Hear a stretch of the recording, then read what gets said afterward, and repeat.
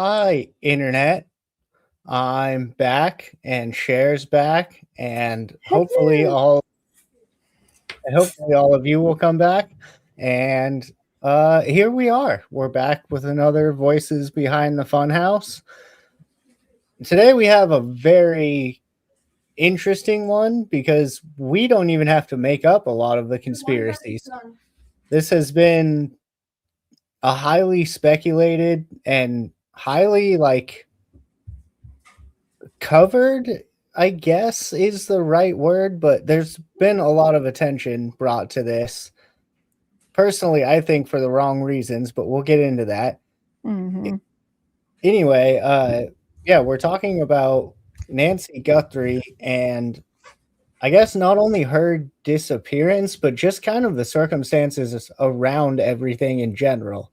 Because I'm already learning new shit I didn't know. So I guess here we go. Put on your tinfoil hats and your face paint, and we're going for it.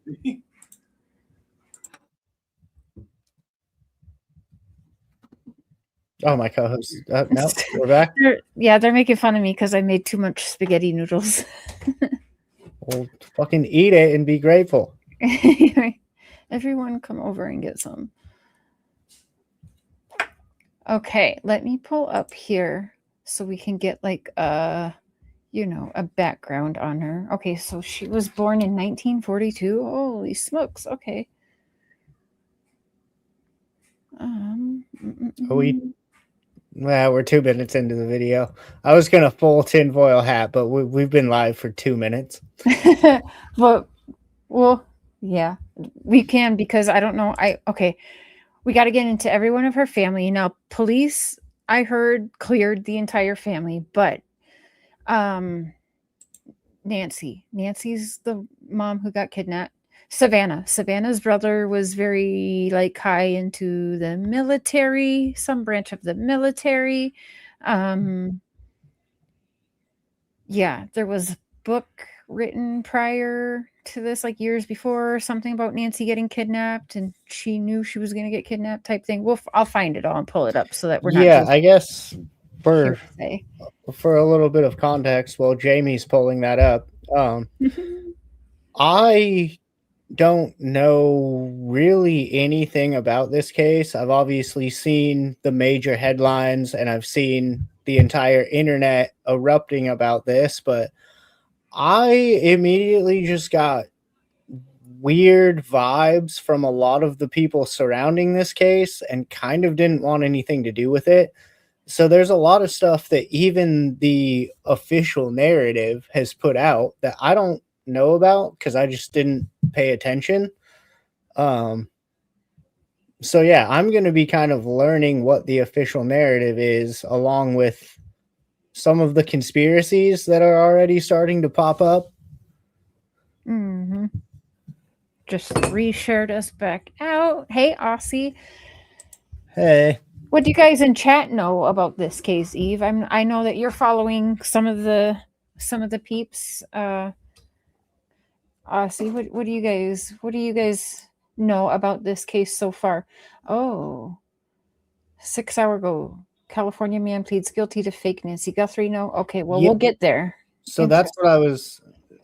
Full transparency on this podcast. That's what inspired this whole thing. When I texted you last night and said, "Oh, someone just admitted to faking the notes," that's what I was talking about.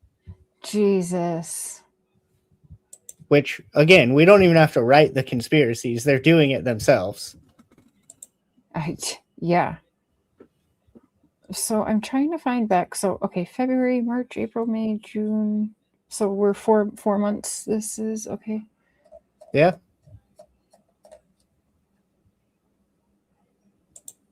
I guess I'll just look on YouTube. That way we have more safe usage. Because it's on YouTube, right? Is that the right way of thinking? I mean, it should be. Yeah, we should be fine. Okay. The only thing we have to be careful with is music. It seems like you can get away with playing videos as long as you're commentating and pausing and doing all the fair use stuff. It's music that's a pain in the ass. Okay. and doxing people. Don't put up anyone's address. Okay. I saw someone literally get pulled off YouTube for doing that yesterday. Oh my gosh. Well, don't show people's address on the internet, dickhead. So we've got 4 months ago, News Nation. I know missing Nancy Guthrie complete special. Nancy Guthrie kidnapping, new images show potential subject in disappearance, breaking news. Okay, well, what's this? FBI releases description, what we know, law and crime trials. Okay, let's do this one. Yeah. Yeah.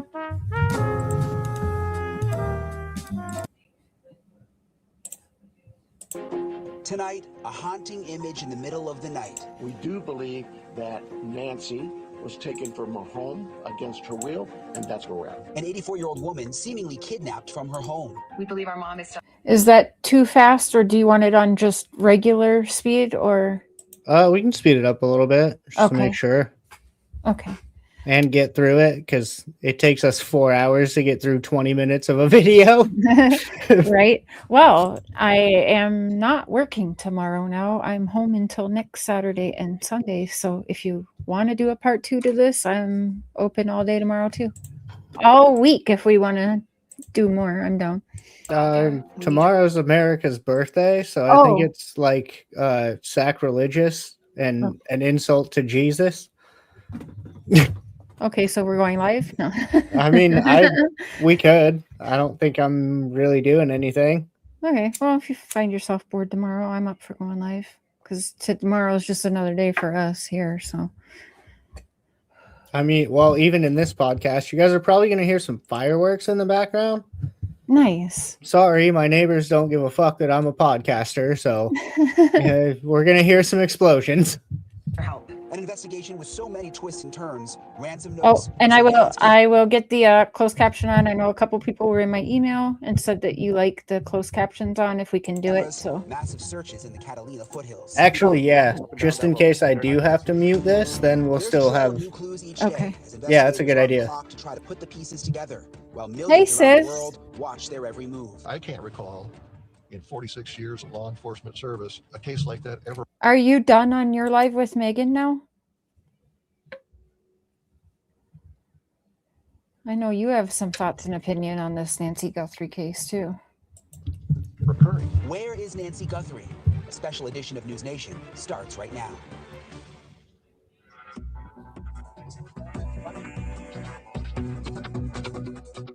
Two weeks ago today, this quiet neighborhood in Tucson erupted with the news of Nancy Guthrie's disappearance. 14 days later, there's been so many twists and turns. Are investigators any closer to finding answers? That is the big question right now.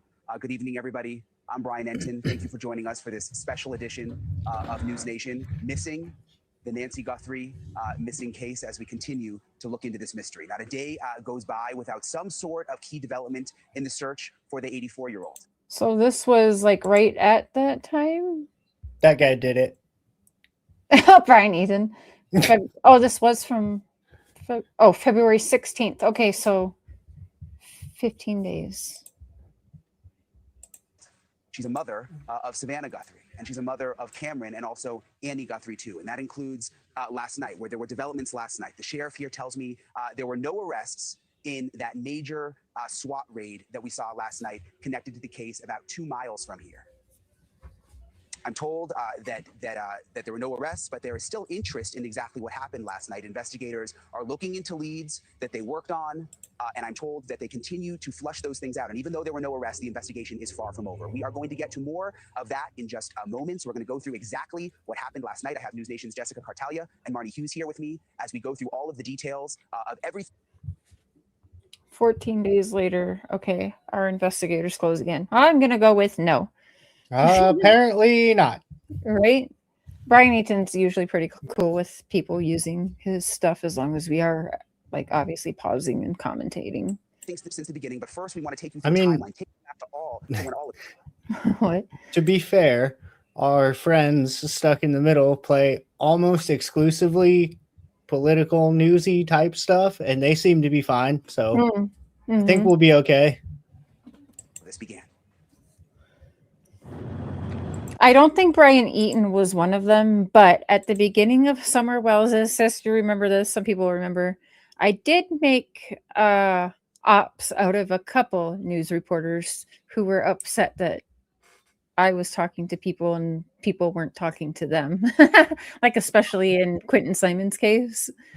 I mean, there's always the possibility. Technically, News Nation owns this. If they want to be fucking dicks, they could, but I think we'll be okay. Yeah. Shan, hey boo. It's really weird not seeing you blue over here. Thank you for coming over here and checking it out. Well, I still want to plan a live, like a fun old school live like we used to do, because I just know that Tammy and Seafowls and Eli, but they are definitely weirdos just like us, and we will have a good time. How are you doing, by the way? I hope you're doing well. I see stuff on Facebook. I don't always comment, but know that I love you, and Mark and I see it, and we send our love always. Sunday, January 31st, just about 30 minutes before sunset. And your Nancy mother Guthrie is traveled beautiful. by Uber to the home of her oldest daughter, Annie. After dinner and games, son-in-law Tommaso Cioni brings her home. The time is 9:48. 2 minutes pass, and the 84-year-old's garage door closes. After midnight, Monday, February 1st, a masked, armed man approaches Nancy's door. Head down. You're bad at focuses in this, on my the home's guy. doorbell camera. Then turns Yeah, back to this grab was the weird. phone in a clumsy attempt to cover the device. There's no question that this was planned. By 1:47 a.m., that Nest Cam is disconnected. At 2:12 Clearly a.m., another planned. Nest Cam He's got a is mask on. 16 minutes later, Right. 2:28, Nancy's But- pacemaker disconnects from the app on her phone.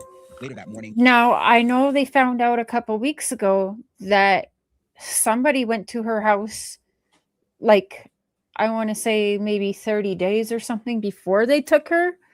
And I can't remember. Was that Nancy's or was it a neighbor of Nancy's? And it looks like it might be the same guy. Maybe it's a neighbor. a friend who regularly hosts Nancy, who watches streamed church service, alerts the family that she's absent.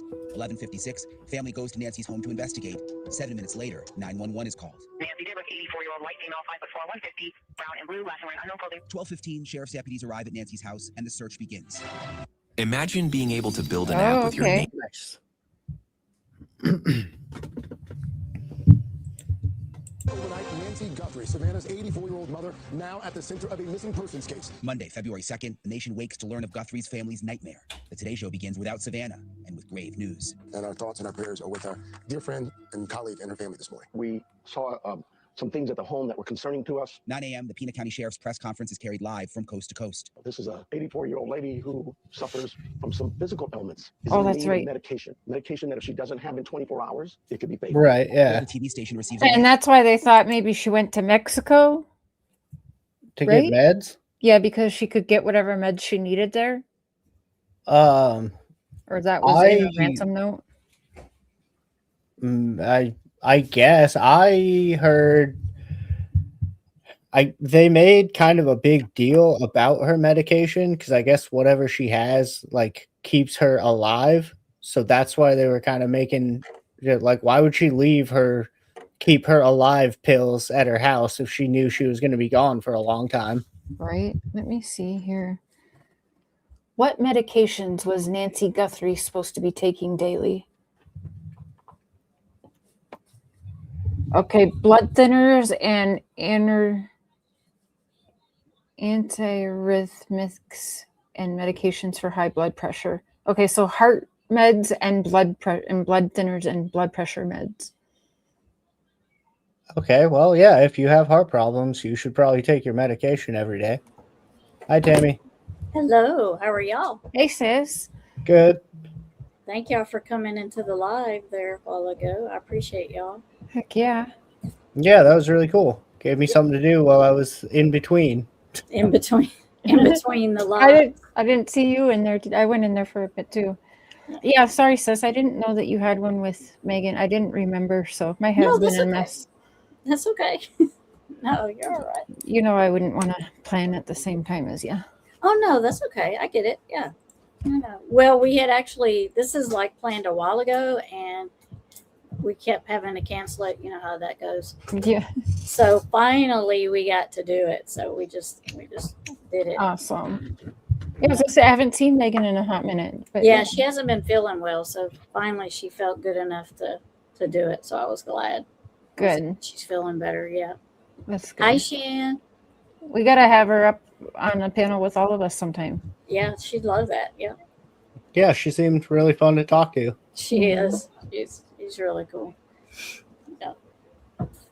She is. So we're talking about Nancy Guthrie. Yeah. What do you think about this?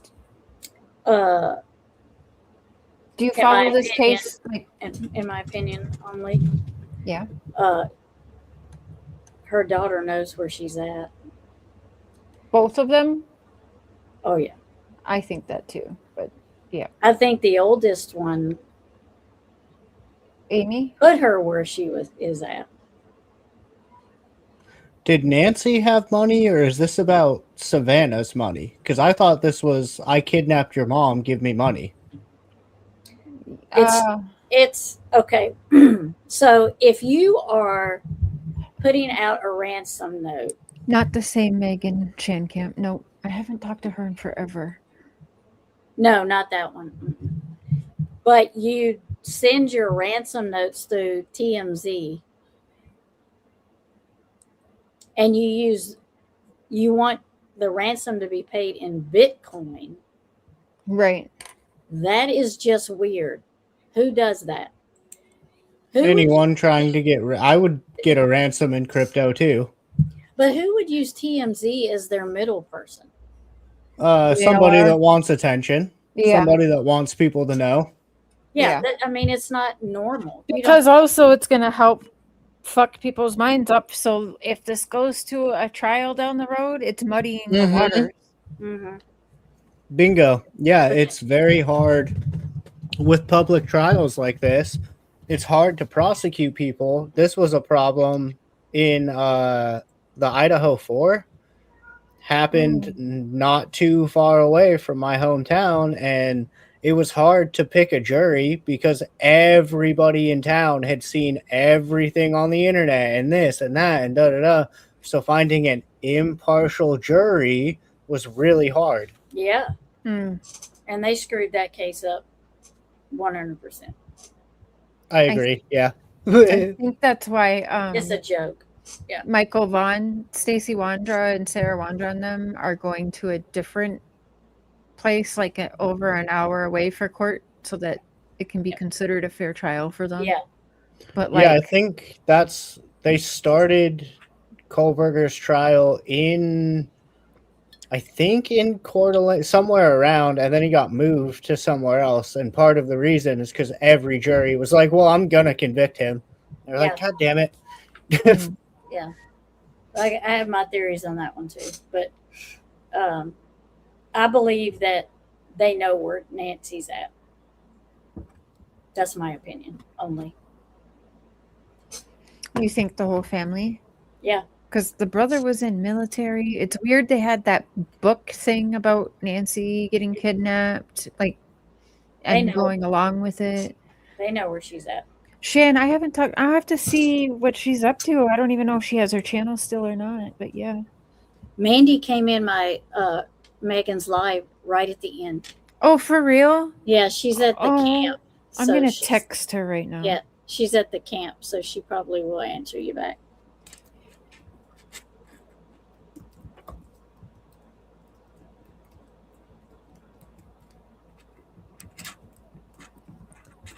Okay. I just had to text her. You will love Mandy, Casey. You will just love her. Yeah. And she will love you. She's awesome. You have her to thank for creating this monster, kind of.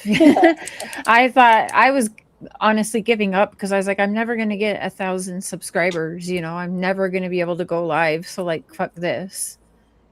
And now, Nancy Guthrie's Savannah's husband scrubbed Bill Clinton's. Yes. Okay. Yes. Yes, he's involved in all kinds of cleanup. And you could argue so is Savannah's brother in what he did for the military. Well, I mean, I guess we're going to get to that at some point, right? Yeah. With specific details about what Nancy was wearing and with 2 distinct deadlines. We're gathering some DNA samples to get those to our crime lab. But yes, it's evident to us that she was moved from that house against her will. By the next day, Tuesday, February 3rd, the sheriff updates News Nation about that DNA. It confirmed that the DNA that we found belonged to Nancy, Savannah's mom. It's announced that Savannah will be pulling out of Olympics coverage, and she asked the nation, just pray on Instagram. While sheriff's helicopters circle, News Nation brings viewers a sobering scene. We were able to get up close to the house right near the front door, and there is blood. There is a blood trail near the front door. Cool. Let's walk all around it. Why the fuck are you there? Yeah. See, this is where we got into this a little quicker than I thought we were going to. This is where I completely lost interest in everything. The fact that they were just letting the media and the internet fucking wallow around there at will. I was like, all right, well, this case is fucked from the start. Good job. Yeah. On purpose. It's kind of how I felt. That's why I got involved. I was never going to publicly get involved in Summer Wells' case, but when I had proof that some of the very first interviews that these suspects were doing were getting paid by these big time creators, I went to that creator and said, you're fucking it all up. Paying for them to talk. I've never had to pay for anyone to fucking talk, whether they're telling the truth or not. I've never had to pay anyone to talk. But when you're paying, and we've seen it happen, they go to these different creators who pay them or give them whatever they're giving them, and they change and tweak shit so that they're getting what that creator's narrative, what they think that creator wants. And it fucks it up from the beginning. And some of these people know that, which is why they use YouTube and us creators to do that. Oh, it's so infuriating thinking about it. And I know that's what, you preach that all the time. Like, why are people stomping around? Like, why are people, they said people were going in and out of that house that day. Like, same with like the Chris Watts thing. Why were other people allowed to wander through that house other than the law? Now you're going to find 100 people's DNA and probably also the suspect's DNA. But now you got to sort through 99 other useless people to get there. Yeah. What a mess. That's terrible on law enforcement. Like, I know people are pissed at law enforcement on this case too. And there's a bunch to talk about there as well. But this is kind of strike one. They just let everybody up in there and fucked up the whole thing. Yeah. And did you say something to me before, Casey, about someone was ordering pizzas or something? Like there was being pizza deliveries up there? So they're walking by that blood? All the fucking idiot YouTubers have been doing that the whole time. Okay. Just calling Ubers, calling pizzas, but they basically were like camping out in front of this house doing who the fuck knows what. Mm-hmm. Wow. Unbelievable. Which is where I was like, cool, as a YouTuber, I don't want to be associated with this in any way, shape, or form. Fuck all of you people.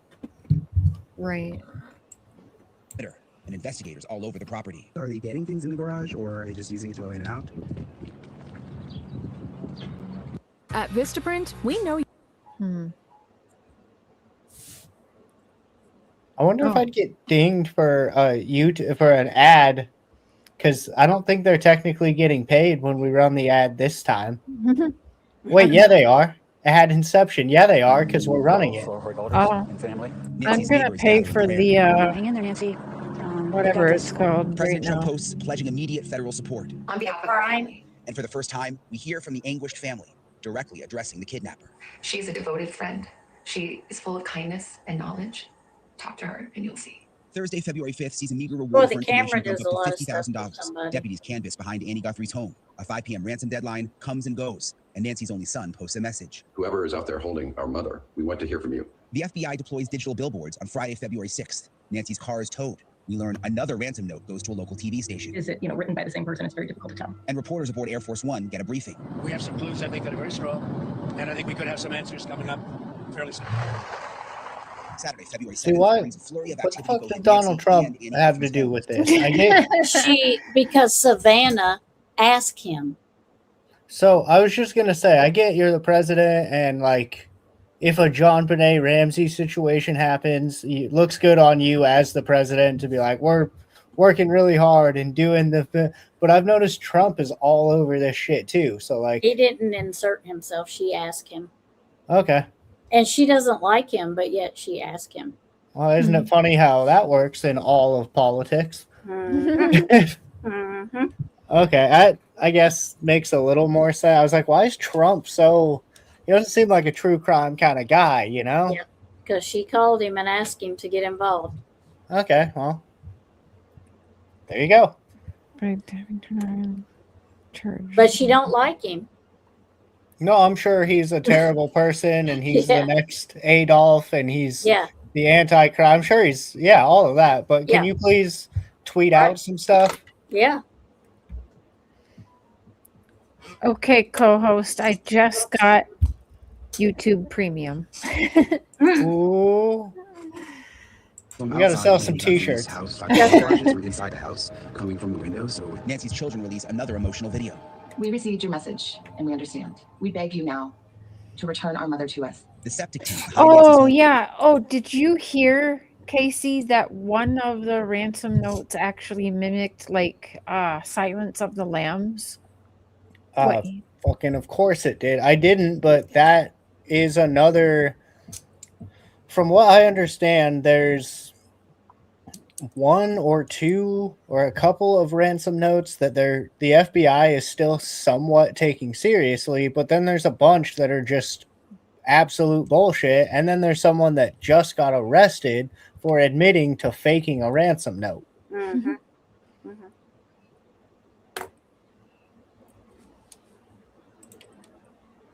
Is searched on Sunday the 8th. We're now in day 9. FBI Director Kash Patel will be in Tucson today. The work week begins with the FBI director on site, but behind the scenes. And as a ransom note's second deadline passes, the woman who typically spends her days cheerfully on camera turns to another appeal.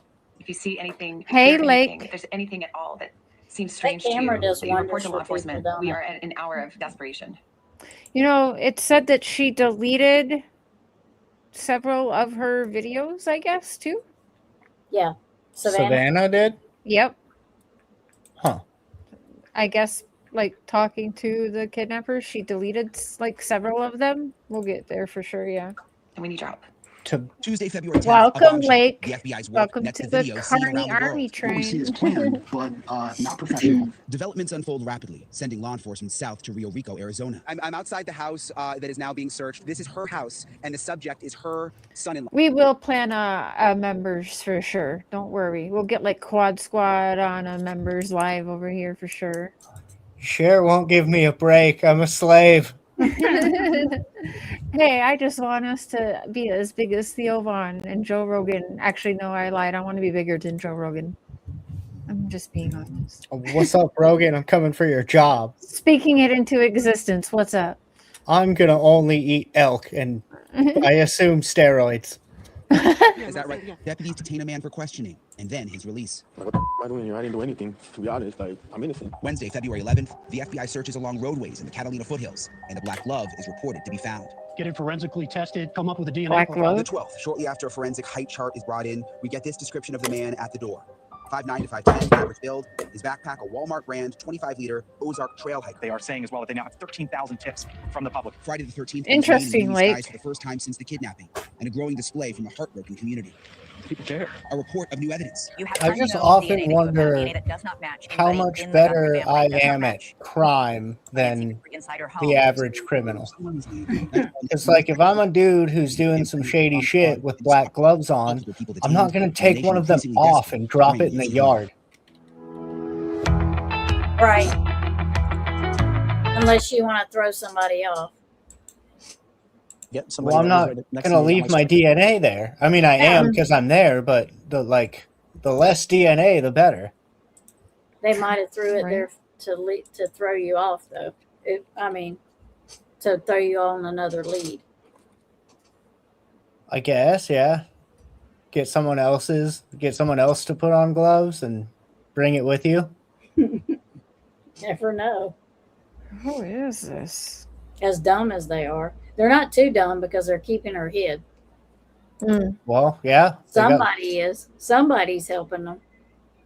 That Yeah. even makes sense. And joining me live now is News Nation's Jessica Cartalia. She is live from the Pima County Sheriff's Office. Jessica, no arrests with this SWAT operation that we saw last night. What do we know about what happened there? Yeah, really incredible, Brian, because we thought this could be it, right? Hopefully we have something that leads us to Nancy Guthrie. It turned out they took them into custody. They took 2 people into custody, or detained 2 people in this home, another at a nearby traffic stop. You can only hold someone, though, as you know, when you're detaining someone for 48 hours. Oh, They yeah, were I not know that arrested in didn't this case. last. And at that point, police had to let them go. They said they were following a lead, but it did not turn out to be warrant of an arrest. Now, that said, the sheriff did also say today, Brian, that we could expect to see more situations just like this as these leads continue to come here to the Pima County Sheriff's Department. Yeah, I was going to ask you about that, Jessica. You're outside the sheriff's office now, so obviously you'll let us know if there's any more activity, because that's what... Do you believe Nancy's disappearance has something to do with Savannah doing an interview with Epstein's victims? Yeah. No. We'll pull up Come some stuff for on. sure. Epstein people doing shady shit? No. That's another part of this. I mean, I get why they didn't make that super public, but that's another part of this I didn't know about. I didn't know she was that closely tied to Epstein shit. Yep. Which does lend a little bit of credibility to someone, like, to this being legitimate and someone actually being like, okay, you want to out Epstein victims? Let's steal your mother. Well, actually, one of the videos that she was, I think it was an Epstein victim. Yeah. She was looking at her like she was lying, like she couldn't believe she was saying all of that on the air. I keep trying to pull up a comment and forget we're on Casey's channel. Oh, yeah, I'm so bad at pulling up comments. It's so funny. where the SWAT team initially rolled from. Do we know what else to expect? Could there be another operation, say, tonight? You know, it's very interesting. Of course, they're not telling the media much at all through this entire process. We know at the Sheriff's beginning, he was very vocal and then had to walk back some of the things that he said. So, crickets coming out of here. We have not Walk had back updates what in he quite said, some huh? time. The latest that we've heard was from the FBI when they released that video of the suspect. They also gave a description after they walked into the house with that height chart, Brian. Yeah. But we have not heard anything. Following this situation this morning, we received a message News Nation heard directly from the sheriff. He said, again, just following a lead. As for what could happen tonight, that remains to be seen. Right now, it is very quiet here outside of the sheriff's department. Okay, Jessica, we'll check back in. So, I know FBI, well, Kash Patel was whining not long ago about they never invited him in. They tried to keep him out of the case and wah, wah, wah. They probably did. Oh, probably. That also happens every single... Going back to that word I'm so familiar with, jurisdiction, that happens with every case. The state police want to be the ones to crack it, the local police want to be the ones to crack it, and then also the feds want to be the ones to crack it. There's more infighting about who gets to do this than there is working on the case. Yeah. Right. Yep. Yeah, everyone wants a fucking promotion, right? Hey, David. Exactly, yeah. And everyone's keeping information from the other. Well, right, yeah, because they don't want... If the FBI knows something, they don't want Pima County to come do a press conference and say it and fuck their thing up. Yeah. True. Good to see you, brother, over here.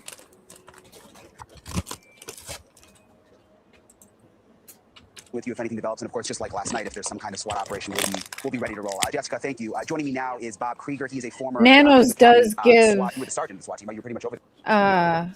Ronnie Lawson vibes, sis. You know, he's got that same energy, but I think what happened to him in the beginning is he's not used to this, like, high profile, if you want to call this a high profile case.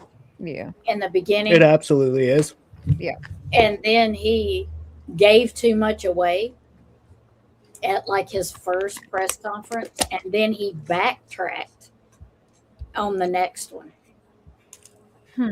So that kind of set the precedence for what kind of sheriff he was. You know what I mean? Because he gave too much away, and then he backtracked what he gave away. And then they said, you know, he's driving around in new cars and blah, blah, blah. And I'm like, Savannah's husband did that. So Savannah's husband and brother both kind of did the same things, but one for Oh the yeah, military. yeah. What's a scrubber? What the fuck does that mean? Like cleaning up Oh, like literally scrubbing shit. issues. Yeah. Oh, okay. computers. Yep. Yeah, I'll find some stuff here. Yeah. Do you? And sorry, remind me, what does Savannah's sister do again? She's an artist, right? Doesn't she own like an art shop right where somewhere? I'm not sure what she does, I can find out real quick. but her brother-in-law is a teacher. Is it Annie? Is my understanding. He's a teacher. And I heard Annie is a writer, jeweler, and creative writing instructor based in Tucson, Arizona. So she's a writer. Interesting. Yeah, someone who would be good at writing notes. Crazy. What a and there wild was a thing. rumor at the beginning, I don't know if this is proven, was that he liked to gamble. Who did? The brother? The brother-in-law. A military man liking to gamble? That's insane. No, not that Right. one. Oh. No, the oldest sister's husband. Oh, okay.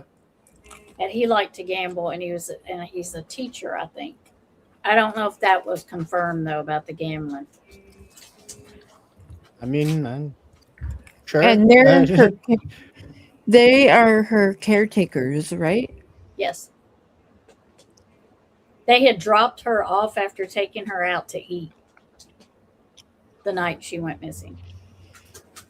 Why is it these kids and people go missing after having the time of their life? Because I heard she left a party.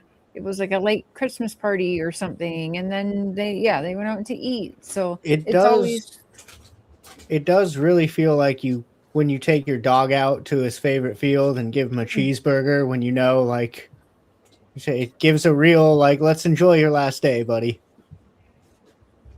Yeah. Like, what is up with that?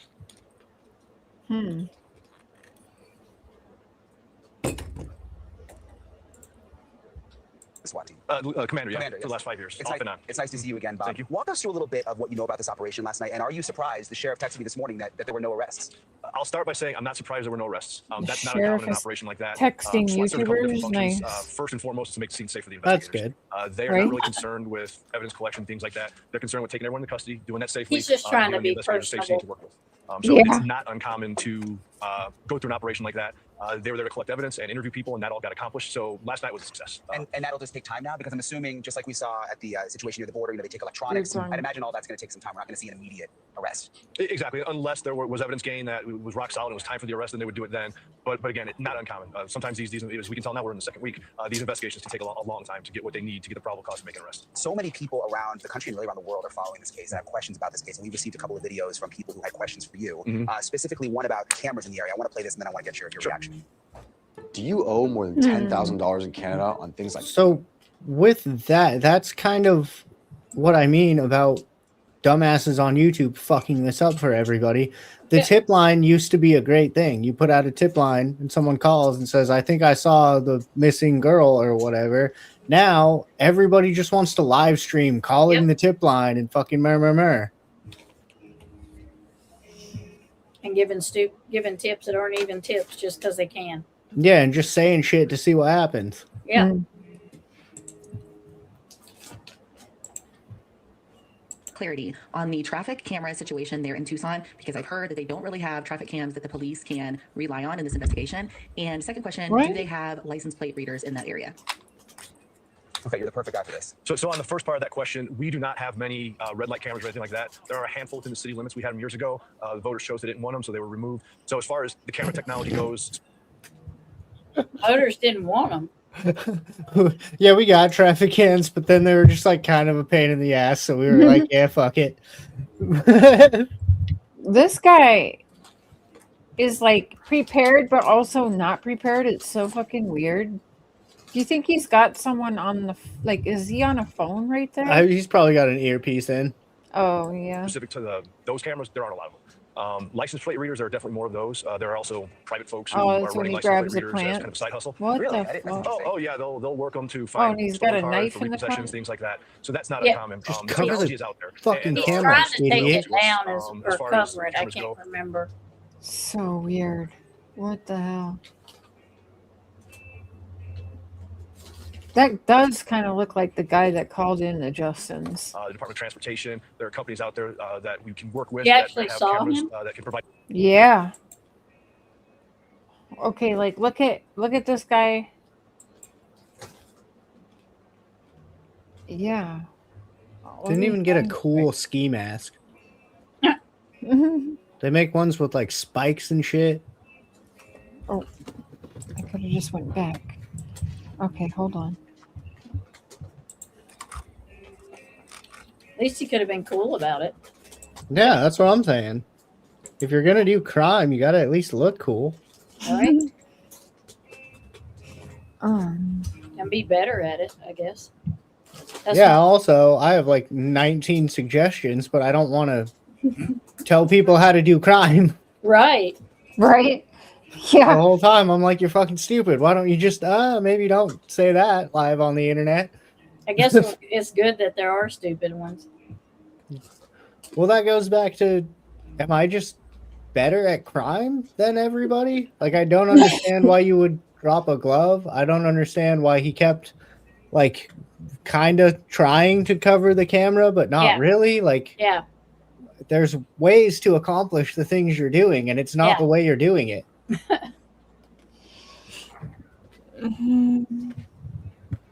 Which then begs the question of like, was that set up just to be like, oh look, we got security footage of a weird guy? Right. And you know it obviously isn't somebody that's just helping out, because why would they have a random ski mask on? So you know they got to be up to something. Yeah, for sure. But then Well, involved in it for sure, but if I'm some dude in a ski mask and I walk up in front of a door cam and like act all weird for a second, now they're going to spend however much time trying to analyze the face and figure that out. If my homie sneaks around back and takes her out the back and no one knows, I guess they found blood, but if my homie sneaks in and take her, now they're not looking for my homie, they're looking for me. But if she knew who her person was that took her, she would just open the door and let him in. You would assume, yeah. There shouldn't have been as much of a struggle as there was that there's blood by the door. If it was someone she knew, you would think she'd be more like, oh, what's going on? You would think.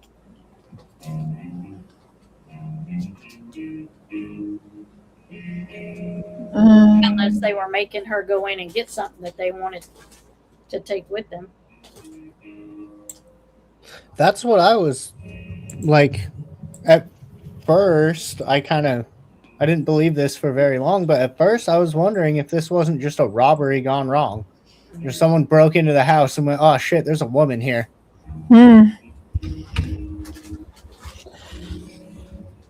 Yeah, but they didn't try to take anything. Like, kind of ransacked a couple of things, I think.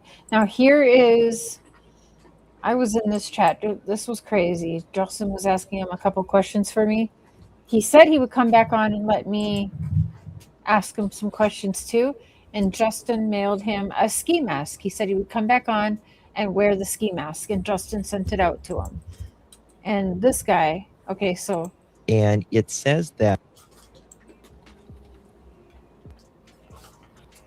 Give me a second, Zach. Comedy time. Zach. Okay, this fucking guy. All right. How are you doing, Does Zach? that not look like? I'm good. You enjoyed Thank it? you for asking. I mean, that looks like the ski mask, dude, no? Which one, on the left or the right? Not Justin. Why would he agree to that? I don't think it looks like. Doesn't look like the same dude at all. His face is way rounder.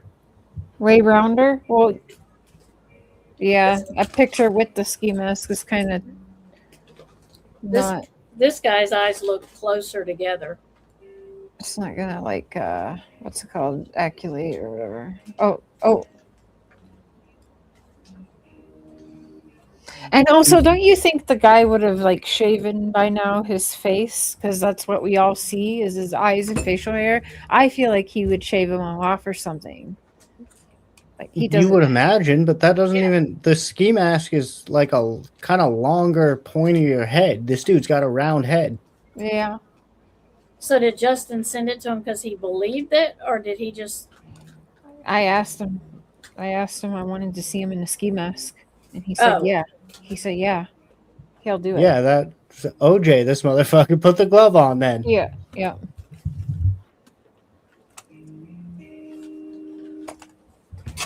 Okay, let me get. Is there music playing in the background? Mark's just fiddling on his guitar. Oh, okay. Is it too loud? I can have him stop. No, I just didn't know what. I wasn't sure if I was going insane or what was don't worry. happening. It's not. It won't be copyright. Nancy Guthrie.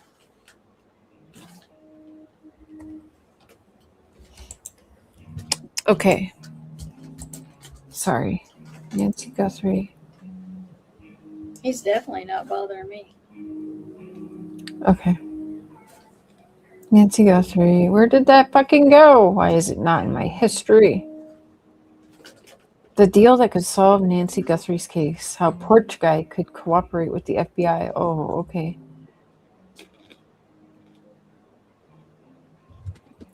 Okay. A porch guy could cooperate? Is that what it says? Porch guy could cooperate. Yeah. Which I don't. Okay, I could. I don't know how that would help necessarily. As far as I know, porch guy doesn't even. You're just kind of fucking on the porch. Like he's gonna come up and say, "Yep, that was me fiddling with the camera and the mask on." You're right. Like That's me. I did it. What the heck?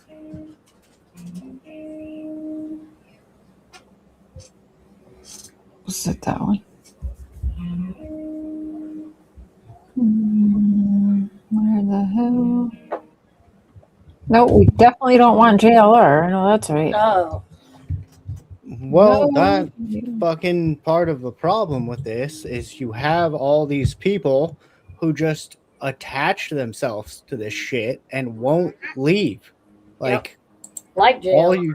Not only are you making a mockery of this case, you're fucking it up for the people who are actually trying to help. Like, one of the things I was kind of getting to in discussing all of this is it's almost not even about the case or Nancy anymore. It's about all the fucking idiots causing drama in the neighborhood. Yep. No one cares about where Nancy is. It's, oh my God, the YouTubers are getting tickets for fucking trespassing. Maybe don't trespass, idiot. And then get all upset because you're getting arrested because you were trespassing. Oh, I'm sorry. The police have a right to police the area they work for. Fucking crazy concept. I'm getting really sick of YouTubers just inserting themselves into shit and then being like, well, what I'm doing is not illegal. Yes, it is. You don't know the law, stupid. Right. When the cops come and I'm skateboarding on something, I don't go, this isn't illegal. I go, fuck. I am technically trespassing and vandalizing and doing all these things. Like, yeah, that's on me. We believe our mom is still out there. We need your help.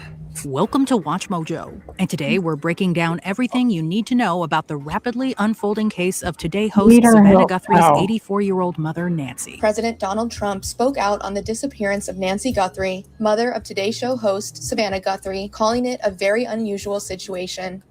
The first sign something was wrong. On Saturday, January 31st, around 5:32 p.m., Nancy took an Uber to her daughter Annie's home for dinner.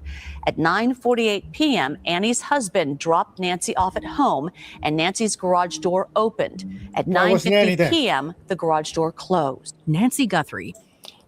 Yeah, so just the husband drove her home? See how easy that is? I was literally parodying every other YouTuber, just being like, fucking better. And then I say something and Cher's like, wait, yeah. I'm like, yeah, why? Because it's her mom. Why didn't she go with? I don't know. I don't know. She's tired. She had too much wine at dinner. She was cleaning up after dinner. Yeah, that's what it was. Oh, my mom watches these. Sorry, Mom. I don't want to talk to my mom all night. 84. Does she really? That's so cute. Every now and again, my dad watches us.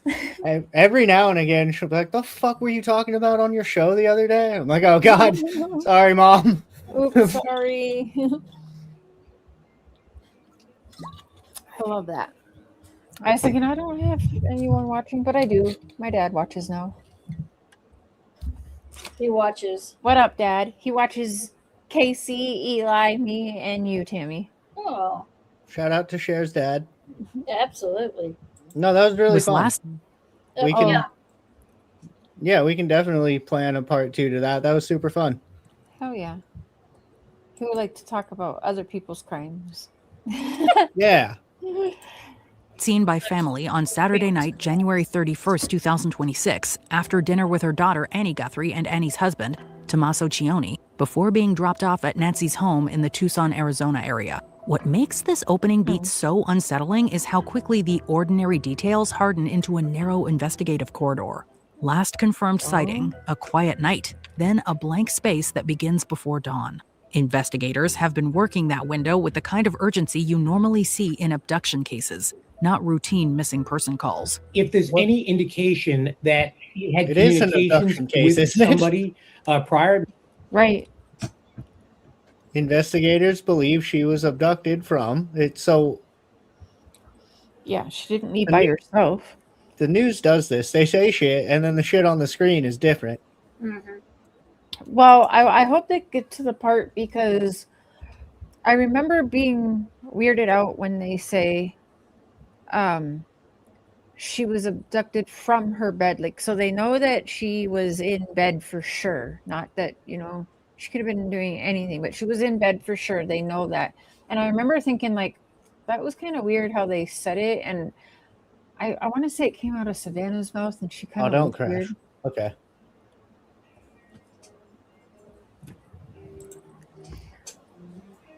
Maybe somebody texted her. I understand she also has a pacemaker that Oh, does connect shit. with Wi-Fi Yeah, she and has a possibly the pacemaker. internet. So is there some way that they can use that to help identify? I have a question. So, and maybe he answers it. If you have a pacemaker in and she died, the doctors would get alerted that there's no heartbeat left. See, it goes on her phone. See, it was attached to her phone, and they left her phone there too. Also, from what I know about pacemakers, which is not a lot, I'm not a doctor, but from what I understand, it your heart doesn't necessarily stop when you die with a pacemaker in. Your brain shuts off, but the pacemaker is still working. That's messed up, kind of. When she left, where she went. The next morning, Sunday, February 1st, Nancy didn't show up for church, and that routine break was the first "this is not normal" signal. She was reported missing that day after failing to attend the service.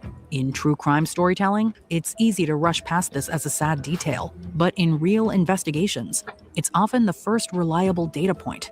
A consistent pattern interrupts, and the people who know the person best recognize it immediately. This Sunday morning began with prayer. We pray for Nancy's rescue Mm-hmm. and her release. At the same church 84-year-old Nancy Guthrie was supposed to attend 1 week ago. Bring her home. I already don't like this. But Okay, yeah. YouTube girly is here also. Hey, YouTube. Apparently pacemakers can work up to about 10 years, depending on how long it's already been in. Holy shnikes. So I've heard a lot about that too. Like, why don't they just track her pacemaker? Like, that may be able to help them find where she is, but it doesn't necessarily tell you if someone's alive or not. Oh, shit. I gotta, 1 second, turn the burner off. Cooking dinner in the middle of a podcast. God damn it, we're working. How dare you? My dad has a pacemaker, and they said it would work up to 10 years. Yeah, I don't even remember random knowledge I picked up somewhere, but I think maybe I was talking to like a EMT or somebody in the medical field for some reason. For some reason, I happen to know that pacemakers, like, it's not being in your body that makes it work. It just kind of works. And then whatever happens to your body is whatever happens. Well, he has a machine that reads his. Right, yeah, I know there's... The doctor reads it at his office. Yeah, I know it's connected to, like, stores all the data and, like, your heart rates and when you're resting and, yeah. So if it's not doing that, then... Right, yeah, I'm sure they can tell if, like, if you get a pattern of, like, oh, this person gets up and they exercise a little bit so their heart rate goes up, and then they chill out in the afternoon so their heart rate's down, and then suddenly it's just, like, not doing anything. I bet you can use context clues.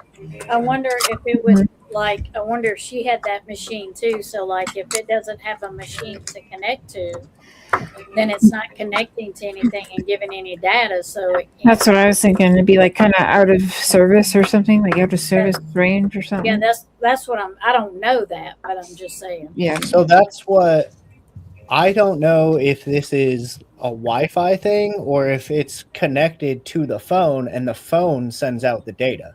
My dad's is connected to his phone. Oh, okay. So then, yeah, if you didn't have your phone on you, I'm assuming at some point it would lose connection and basically go offline. Yeah, his is connected to his phone, and hers was left in the house. Right.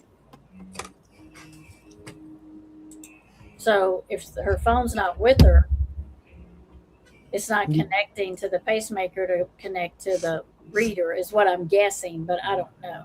Yeah, exactly. The pacemaker is doing is relaying information to the phone. The phone is what's actually updating the information to the doctor and the hospital and whoever else, wherever that goes. Yeah. Hey, Witchy Mama. Hey, Witchy Mama. Hey, Witchy Mama. Hello. Safely. She never made it, and her absence is what sparked a search that continues for an 8th day. It's heartbreaking, and I pray she's okay. What was left behind, and the first clues. So the latest from the Pima County Sheriff's Office, they continue to say that they do not have any suspects. They don't have any persons of interest. They're not asking the public to be on the lookout for anybody. That is what they are saying publicly. But it seems like behind the scenes, investigators are building a case. Hey, shut up. That's why they're not saying it publicly, stupid. Right. Her pacemaker disconnected from her phone around 2:30 in the morning. Okay, so it disconnected like, pretty much right after she was taken. Yeah. Which makes sense, I guess. Right. Ace, and perhaps they are chasing down leads or persons of interest. Could they not just grab her phone? You know when you don't remember where you parked, so you're just clicking your key fob randomly? Could they not just grab her phone and just like find where it reconnects? Yeah. Oh, well, yeah. I mean, I guess they're not that smart. Smart enough to get away with it for over 4 months, but not smart enough for that. I don't even know if that's how that works. Mind you, I'm an idiot, so. YouTube girlie said they've been flying in the air to try to pick her signal from her pacemaker up, but they have not had any luck. Yeah, I heard about them trying to triangulate it and whatnot, but I didn't know enough about how they worked. Just that Yeah. they keep going regardless of what your body is doing. So they would. Were they doing that closer to the time, or they're trying that now? So I'm guessing they'll be able to censor. It's like almost like a heat gun type thing. I think I think it would be emitting like basically not a phone signal, but it would be emitting a signal. Okay, that would be interesting. The indicators didn't fit a voluntary disappearance.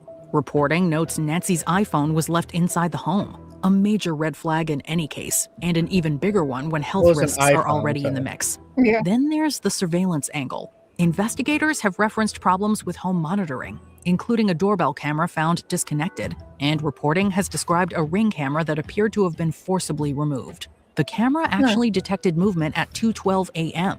after the doorbell was disconnected at 1:47 a.m. Tragically, because Nancy didn't have an active subscription for cloud storage. Then why is there a dude in a ski mask?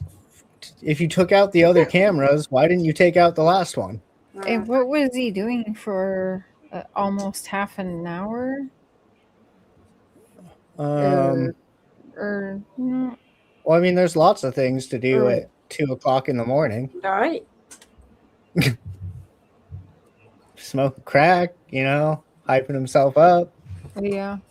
Googling how do I steal somebody, because apparently they're terrible at it. I just want to see again how much time. Googling how do I mess with the camera so that nobody knows. Yeah, how do I disable a Ring camera? Yeah. After the doorbell was disconnected at 1:47 a.m. Tragically, because Nancy didn't have an active subscription. Yeah.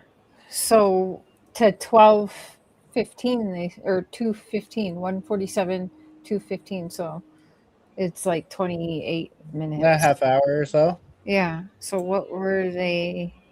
Just probably screaming, or like you said, having like a fucking breakdown, or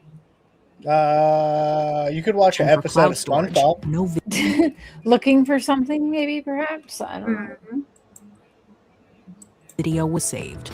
Investigators have been looking closely at medical tech breadcrumbs, Oh, including yeah. reporting that Nancy's pacemaker stopped transmitting around 2:30 a.m. on February 2:30, 1st. so That an narrows the hour. most crucial window to the deep overnight hours, when neighborhoods are quiet, witnesses are scarce, and suspicious I movement saved- blends into darkness.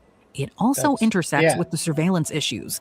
They have Bluetooth connection if you can afford it. Okay, nice. So she would have to charge it then too, obviously, right? Well, once again, though, there has to be something for the Bluetooth to be connecting to. Mm-hmm. So, like, if she didn't have her phone, it's putting out a Bluetooth signal, but it's not unless you come along with also Bluetooth and it pops up on your phone, like Nancy's pacemaker or something. Oh, yep. And if she doesn't have that machine that it sends the message through, it may not connect either. Yeah, I don't know enough about how that all works either, but that's very true. Because when my dad goes, like he said that his is by his bed. So when he goes to bed at night, he just sets his phone. He charges his phone right there beside the machine. Oh, so it's like you have to like transfer the data from your phone to the thing. Okay. Oh. And then it goes to the doctor's office. Okay. Huh. Disconnected doorbell camera limits what detectives can confirm visually, making device logs and transmission gaps even more valuable for reconstructing sequences. This pushes investigators toward practical questions. What could stop the transmission? Where was the device? Was there interference? And does that time align with any reported neighborhood activity? That one early morning marker doesn't solve the case, but it tells you exactly where the story stops being fuzzy. There are not a lot of lights on here in Nancy Guthrie's neighborhood. That's on purpose to accommodate the observatories in the mountain ranges. Remember, police believe Nancy Guthrie was taken in the wee hours of Sunday morning between the darkness and the dense desert vegetation. Police have said they don't hold out a lot of hope that home security cameras would catch anything useful. FBI involvement and the expanding search. A statement released by the Pima County Sheriff reads, quote, "The FBI and the Pima County Sheriff's Department are aware of a new message regarding Nancy Guthrie. Investigators are actively inspecting the information provided in the message for its authenticity."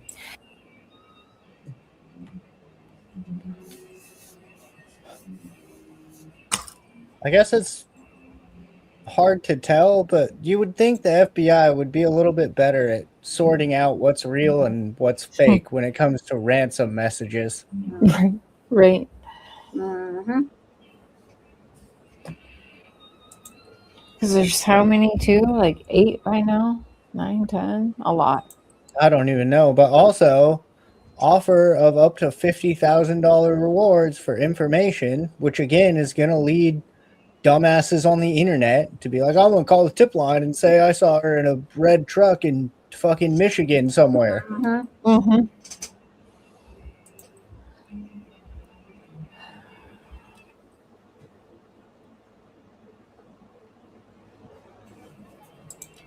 No details yet from authorities on the contents of that message, but it comes after Savannah Guthrie shared a video of her brother Cameron urging whoever took Nancy to contact the family.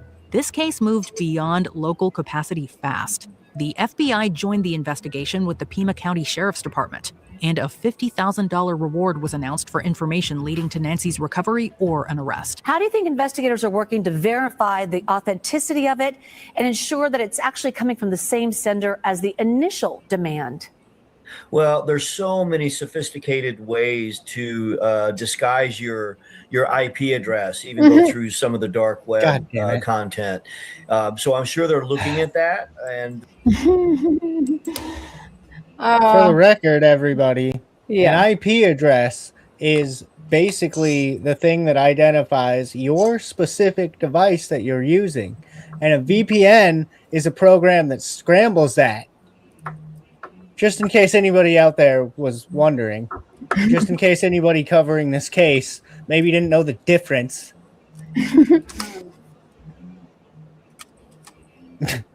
I saw something that pissed me off the other day. Yeah.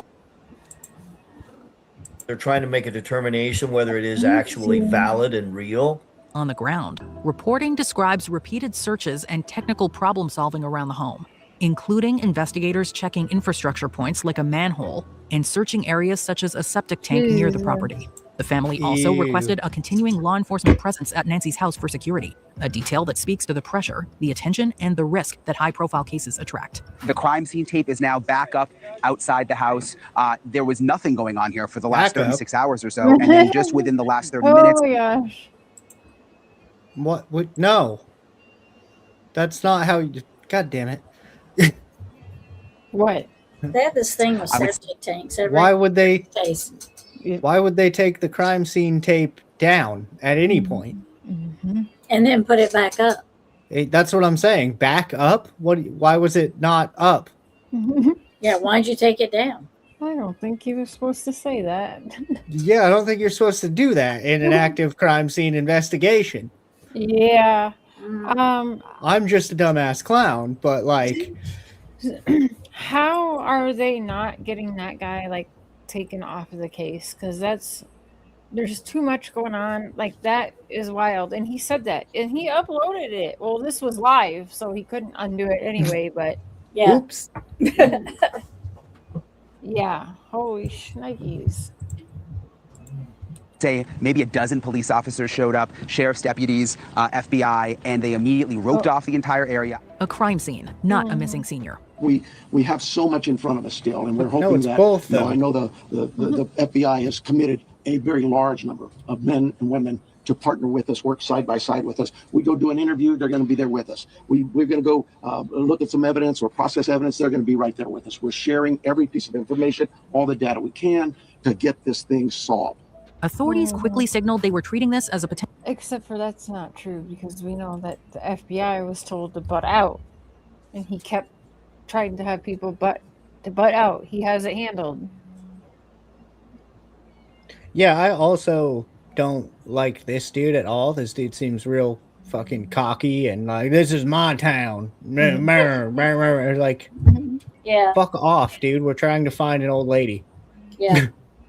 Yeah, he's worried about a different department getting clout, so it's even passed over to the law enforcement, y'all. That's what it's all about. He wants to be the big hero, the Ronnie Lawson of it all. Yeah, Saved by the Smells. That's a great screen name.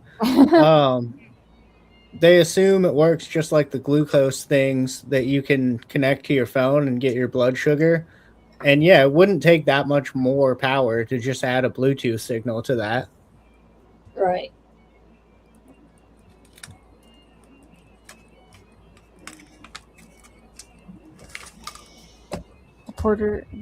That reporter was the first one at the property to see what he could find.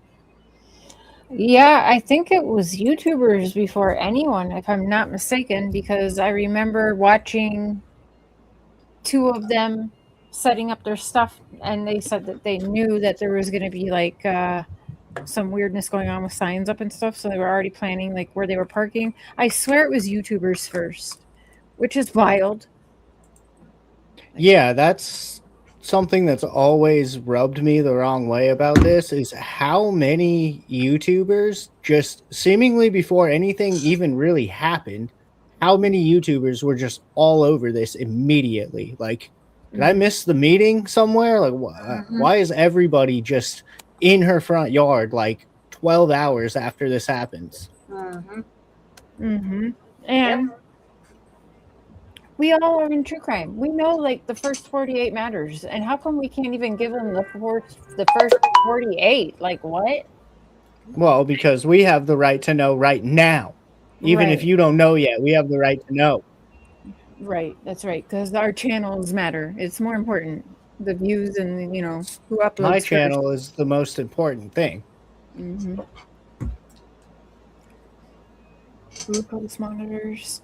Oh, those fucking things suck too. Potential abduction or foul play, not a routine missing elder case. The reporting around the search work reflects that. Repeated returns to the neighborhood, close examination of the property, and targeted checks that go beyond a standard knock and talk. Nobody's eliminated, but we just really don't have enough to say, this is our suspect, this is our guy, we know, or our gal. We just don't know that. Investigators have also searched areas tied to family members. What's your idea? Wouldn't it be wild if somebody who didn't really have a place to go right now because they're having some personal trouble in their life needed some shit to do, so they set a bunch of stuff up around a missing persons case? It was Brian Eaton. As soon as that crime scene taken down, he was the first one on the property. He was the one that found the blood by the door. Oh. Yeah. That's right. Wait, yeah, law what? enforcement didn't even find that yet. Yeah. No, That's right. What? Yeah. Brian Eaton found it. So obviously this was live. I'm sure. Brian Eaton finds it, and then the law finds out about it. Like, okay. Yeah, because they were all mad because the media found it. Yeah. But did the law get to go over everything before that happened? Like, They so were there. was it missed? Yeah.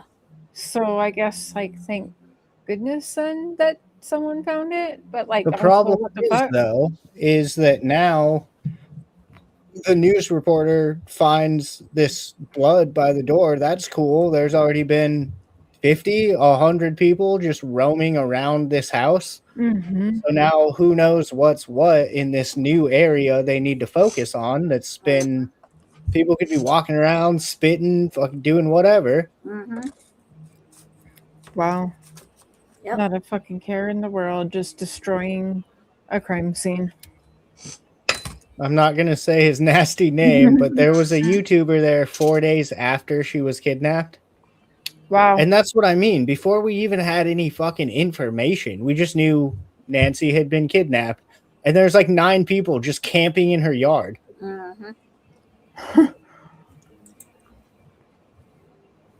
No, who's... Okay, I didn't know if it was sharing. Including a search at Annie Guthrie and Tommaso Cioni's home, which is consistent with detectives mapping access, timelines, and potential evidence paths. The key takeaway? Investigators are operating as if the disappearance was done to her, not simply happened to her.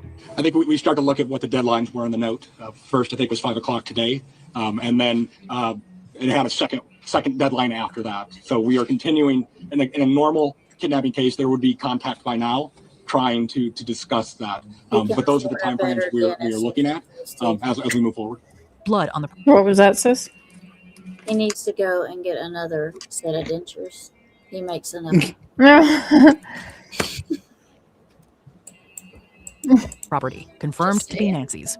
Yeah, they seem to be much more tight-lipped today, Connell, in terms of just the vibe from the sheriff. He gave a lot more information yesterday. We were actually able to just walk up to the house, and we just got some new video, which I'm hoping to get to you soon. But it's pretty disturbing when you get up to the front door of the house, Connell. This is the detail that hardens fear into evidence. Blood found at the residence was confirmed to be Nancy Guthrie's, according to reporting. In practical investigative terms, that confirmation does 2 things at once. First, it strengthens the argument that the disappearance involved a physical event at or near the home. The only DNA evidence we've got back is on fucking clearly. We prioritize things and we rush things, and those items we put out to a lab to rush it. And even then, it's 2, 3, 4 days. The other. This guy sounds like he's about to croak. 2, 3, 4 days is good. I think I missed that 3 or 4 days for what? To get the results back from the blood. I was like, that's good, because normally you hear it's longer than that. Yeah, that's not bad. Huh? I think that ended up not being true, because that's one of the things I heard the FBI say that they wanted to cover, and that they didn't know why was he sending it to he sent whatever it to lab he sent it to when they could get it back instantly. Yes. That's what Cash Patel said. Well, this guy obviously wants some credit for this. He's definitely trying to be big bad sheriff that broke the case and caught the bad guy. Yeah. He didn't even tell them probably that he had it. He probably just sent it. Yeah, no, I'm sure he just did that on his own. And Yeah. After he just got through saying they worked together and share all the information. And then he just backdoors them with the blood sample. But that's also super annoying. Like, I get you want your clout, all right? You want a promotion, you want a pat on the back from whoever your boss is, whatever. But, like, we're still talking about a human life here. I don't care about your promotion. And he's an elected official, so as far as I know, that's how we... Oh, yeah, sure. I always sheriff's forget elected. about that. No, yeah, he is. You work for me. Well, not me, but you work for the people who live in your town. Yeah. He wants to be elected lab in again, I Florida. guess. Yep, he sent it to the lab in Florida. Yep, instead of the FBI in Quantico. Yeah, and Cash Patel was like, why did you do that? Yeah, I remember there was some controversy about the lab in Florida, and everyone was mad about that. Yeah, But I don't think he ever told them why. Like, I don't think he ever said why he didn't give it to the FBI to send. Yeah, I don't remember. I only remember because I follow Cash Patel because of the shit, like some of the stuff he's trying to say on Ryan Wedding. I know is not true. I see what his family puts out.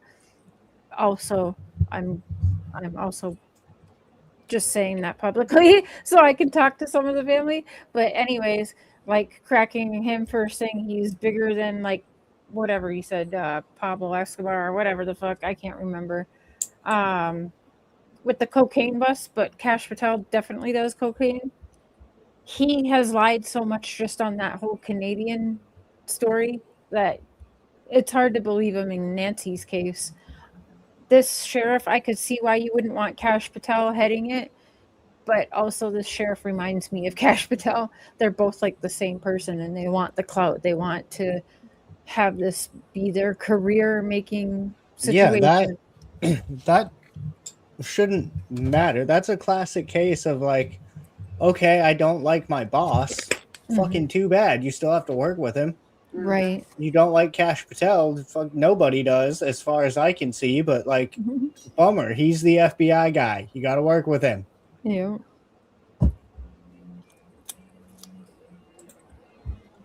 Items could take 10 days, 20 days, but we saw the importance of that, Black. Second, it raises the urgency and the gravity of every subsequent lead because it suggests harm, struggle, or at least a scenario that can't be explained away as a misunderstanding. This also helps explain why law enforcement has maintained a tight posture about you don't just bleed every now and again. Has been extensive. It's not sensationalism. Oh well. Triage. Well, again, I've got to be careful for HIPAA, but I would say this: we know she is in need of medication, daily medication. And we also know that this is day 4 or 5, and still we don't know that she's getting her medication. That could in itself prove fatal. The ransom messages. Well, it's interesting you bring up business because a true ransom kidnapping is a very rational and instrumental-based business deal. This isn't any sort of like a grievance or really emotional. This is rational. They want money. This case has not involved a single. Yeah, that video they did all three of them holding hands kind of rubbed me wrong, but a little over the top.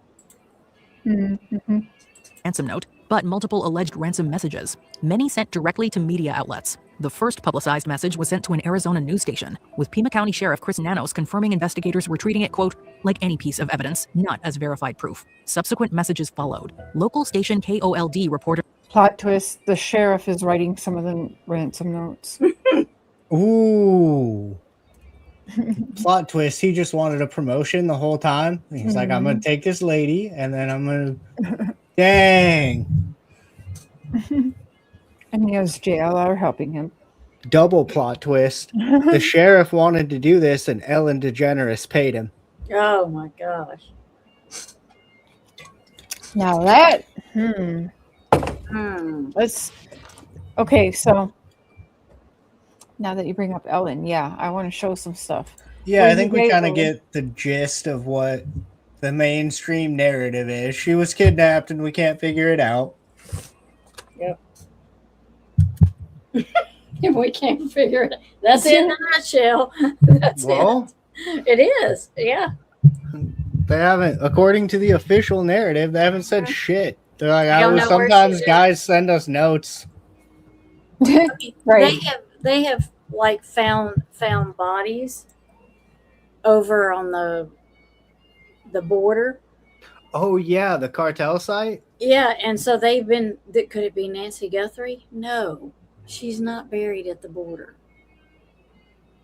I mean, she could be, but I know what you're talking about. They found like 12 or 13 bodies just in the middle of the desert somewhere. Yeah.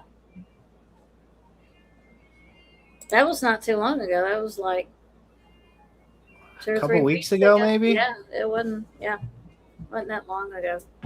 Yeah, I remember seeing that and going, dude, now the cartel is mad because people were snooping around looking for Nancy and stumbled upon that, and now the cartel is like, oh, okay.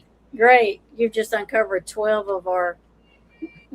That sounds to me like 12 people fucked up with the cartel and they brought them into the middle of the I keep trying to say the woods because that's where I'm from. The desert. Desert, yeah. Mm-hmm.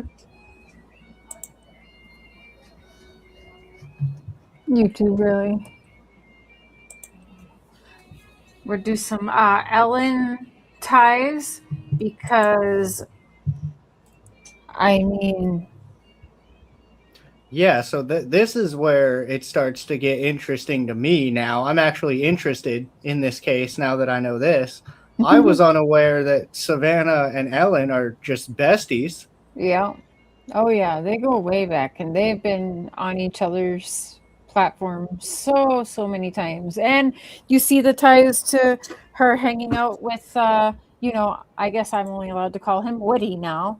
And, I mean... definitely some island guy ties here with Savannah. She was The Island Boys?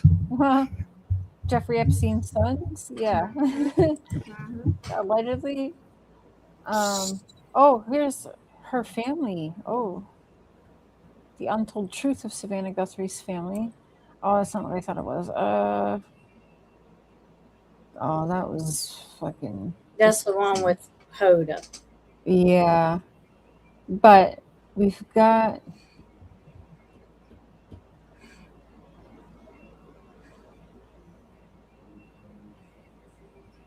Toxic. That has nothing to do with. That's just Ellen being not... shitty, which we all know. Yeah. Right. Man, she looks rough too. What is this? I haven't seen. Fucking bashing. It's another one of the videos that I'm sure there's a million of about why Savannah's a fucking evil villain. Hmm.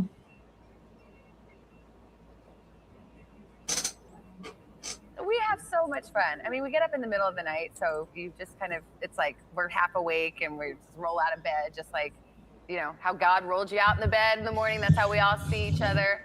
And yeah, I don't know, we like hang out. Matt and I like to, you know, brush each other's hair and talk about our feelings. Just kidding, no. Yeah. But we would do stuff like, no, she's I've not been kidding. really into tennis this summer. Yes, And I know. I've been, I played with Carson and Siri. Carson Daly and his wife Siri played with my husband and me. And we played like 6 days in a row, and Siri and I against the guys. And like I'd been taking lessons all summer, and we lost every single time except for once. But you love tennis. You love. Okay, that doesn't. What up, BSR? Didn't think. What? So was she? Do you have a high point from the 10 years? Like, I know she was friends with Ellen before, but was she going on Ellen's show and talking about this? She went on Ellen's show quite a bit, especially over COVID. They were on there. She was on there. But after no. Ellen doesn't have a show anymore. Yeah, Ellen doesn't have a show for a long time now. Obsession with Roger, her crush with Roger. Her background is nothing but Epstein. Yeah. Oh, yeah. It's all right in there. Yeah. What is?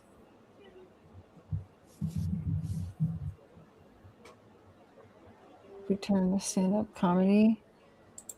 Ooh. A friend of mine was at my house, and I told him I'm going to do stand-up again. And he said, "Really?"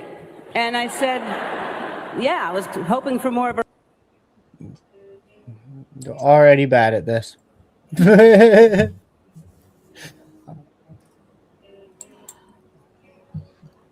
I guess the part that intrigues me about her being friends with Ellen is we all know Ellen has ties to not great shit in Hollywood, and obviously like Epstein and all the shit we all know she has ties to. So it is a little curious that Savannah starts interviewing like Epstein survivors, and then her friend Ellen is kind of involved in that, and then her mom disappears.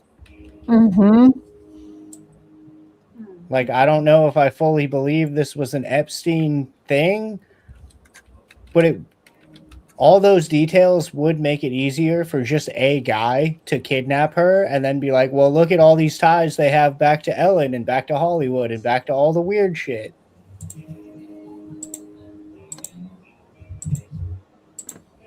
It says,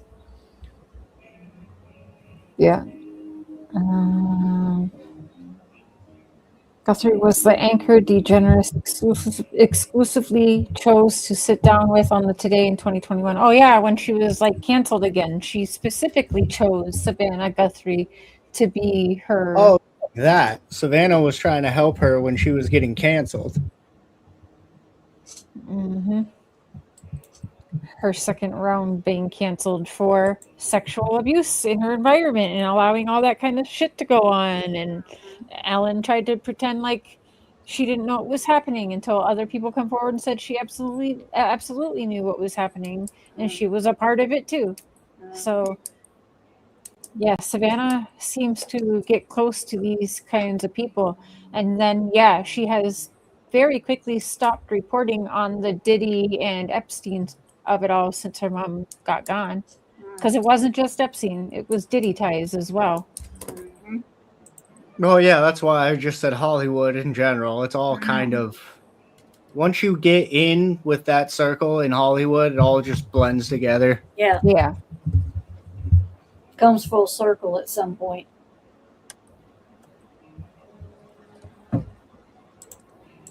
Well, wasn't it right after she got canceled or right before she got canceled that Twitch died? Yes, it was right around that time.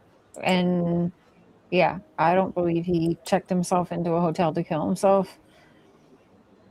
Nope. They were planning on having another baby. Like, he was talking about that more than she was and excited about it. Well, you don't put a sock in your own mouth, I wouldn't think, but hey. Well, I mean, normally you pay for that, but.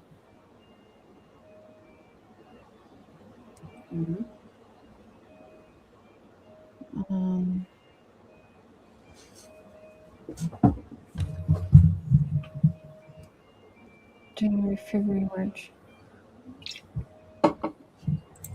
What is this? Oh. Okay.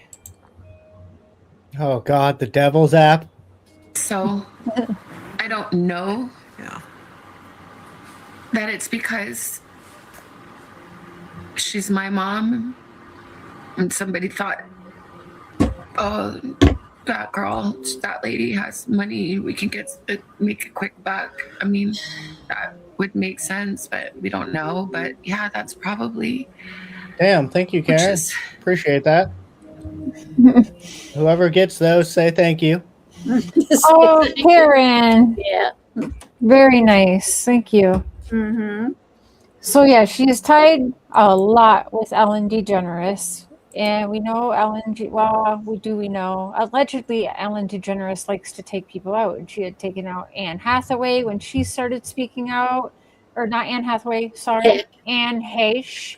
Heche, yeah. Her ex-girlfriend.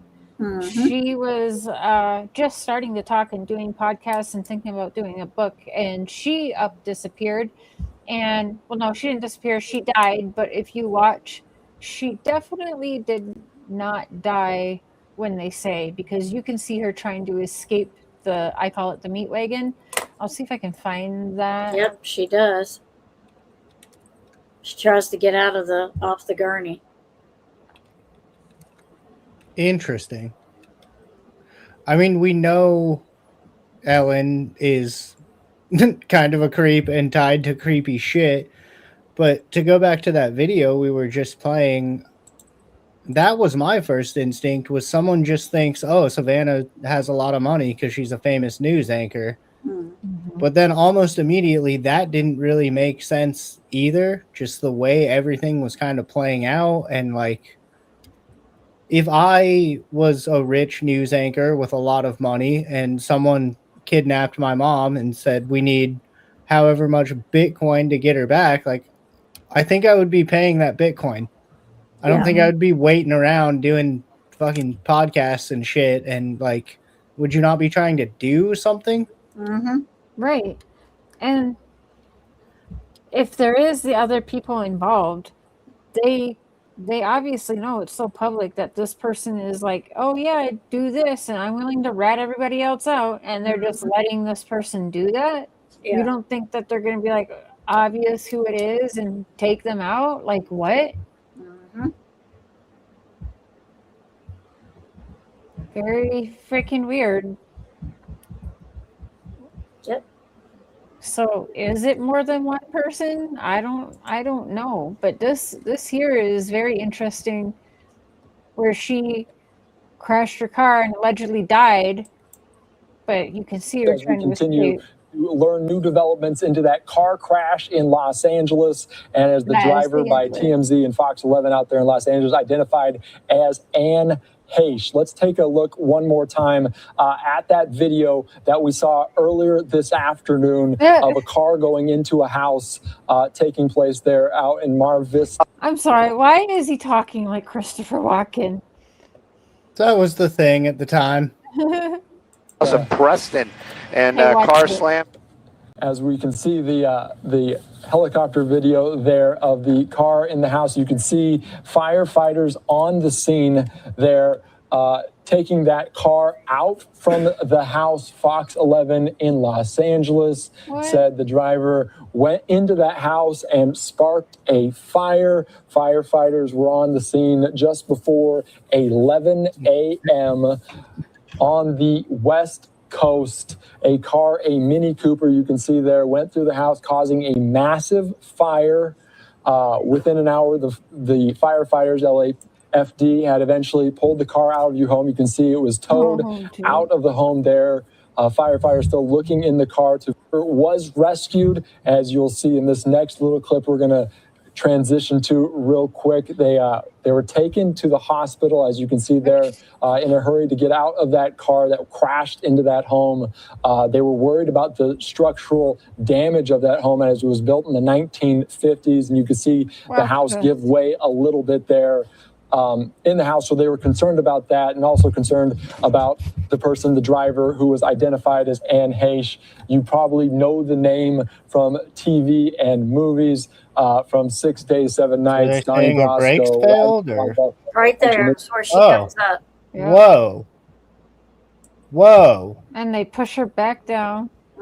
As Anne Heche, you can see we slowed it down a little bit for you as firefighters were trying to help this woman. There she is coming out. Get the help that she needed from the hospital as she crashed hear him? into this house, and said, the fire light. The help to help Heche. You can see we slowed it down a little bit for you as firefighters were trying to help this woman get the help that she needed from the hospital as she crashed into this house, and the fire, like you heard just me say a little bit ago, they were trying to put that out. Like, weird, right? So why did they say the brakes failed, or like? I can't remember, but I know they tried to say she was drinking and driving. Well, I'm sure, yeah. They tried to say it was drugs, I think. Yeah. Drugs and alcohol from leaving a podcast, and she was drinking, but it's like she was talking about Ellen putting like trackers in her car and talking about remote controlling, trying to blow her up in her car, and she was telling everyone something's going to happen to my car, and it's Ellen. If something happens to me, and it's Ellen.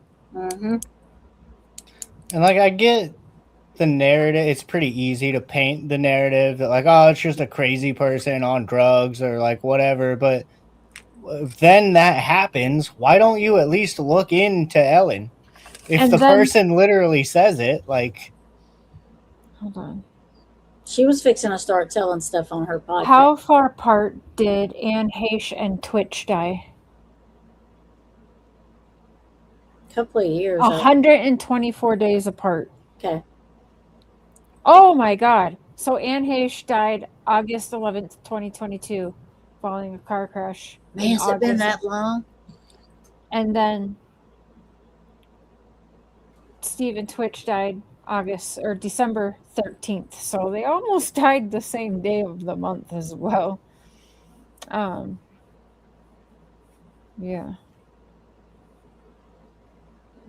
So I don't know, but her being so close to Savannah Guthrie makes me wonder, because she is absolutely close to Epstein. We've all seen the files. We all know what she allowed to happen, which is what made her show fall and come down, was because of what she was allowing the P. Diddy and Epstein, allegedly, in our opinion, my opinion, stuff to happen in her workplace. She was no different than what was going on, and that's why she hasn't been able to make a comeback. And so then there was Twitch checked into a hotel, and allegedly overdosed and killed himself, which, like, a lot of people don't believe that. We know he did talk about it. It was actually the perfect cover up, in my opinion, because he had been so vocal about dealing with mental health issues, but also he had said that he was fine. And I don't think in this point in his life he would have killed himself. Like I said, he was excited. He loved his kids were learning dances. He absolutely loved that he was going to be like judging or hosting, getting his own dance show again before this happened. And yeah, just I don't believe he killed himself anyway. Well, and at the time, you could see Diddy scare him too. Hold on. Yeah, at the time, a bunch of different, like, Diddy and Ellen and a bunch of other pretty high level celebrities were all doing damage control because all this shit was starting to come out. Yeah. Is our theory that her disappearance is linked to Savannah? Yes, but I don't know if Savannah like had anything to do with it. Right. Like, I don't think Savannah had a meeting with someone and was like, all right, here's what's going to happen. But I do think she was involved with sketchy people. Yeah, I think it's possible that she has gotten a warning to stop talking about Epstein, stop giving the victims a platform, because, well, now we've got your old frail mom, but next time it'll be your sister or you or your daughter, or, you know, we got to your mom, now watch, we'll get to your child next. So it's so crazy because this is literally one of the storylines in JCW right now is what Big Vito, whose character is basically like an Italian mafioso godfather dude, stole one of the brothers of Funstruction, and every week it's like his tag team partner has to do some new shit because I have your brother. If you ever want to see your brother again, da-da-da. It's crazy how this is just also playing out in real life.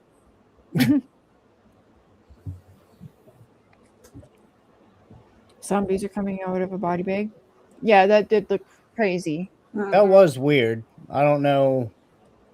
I mean, she could have been unconscious and just woke up and didn't know what was happening, but you don't usually see people pop up like that, and they'll usually strap you down so you can't in case you have like a neck injury.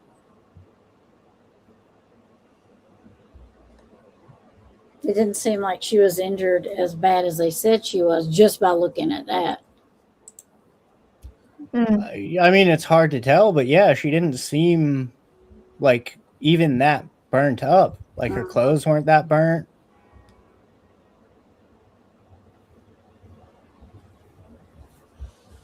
Let's see if this has anything. Diddy comes. Is it Diddy today? Ew. Because sometimes you're Puffy and sometimes you're Diddy, or sometimes you're Daddy.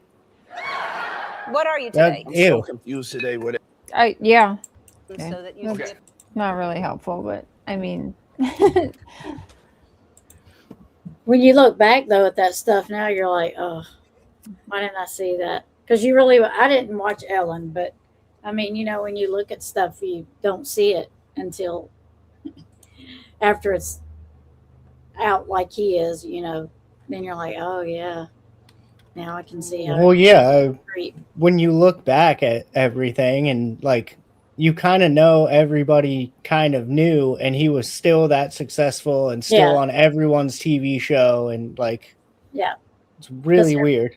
Everybody knew everything. He knew everything on everybody else, so they really he didn't have to worry about it. I stepped out of the room. Did Ellen do it? Well, we were talking about how she has ties back to the Epstein stuff and P. Diddy stuff and a lot of scandals in Hollywood. And then Savannah was interviewing Epstein victims and survivors.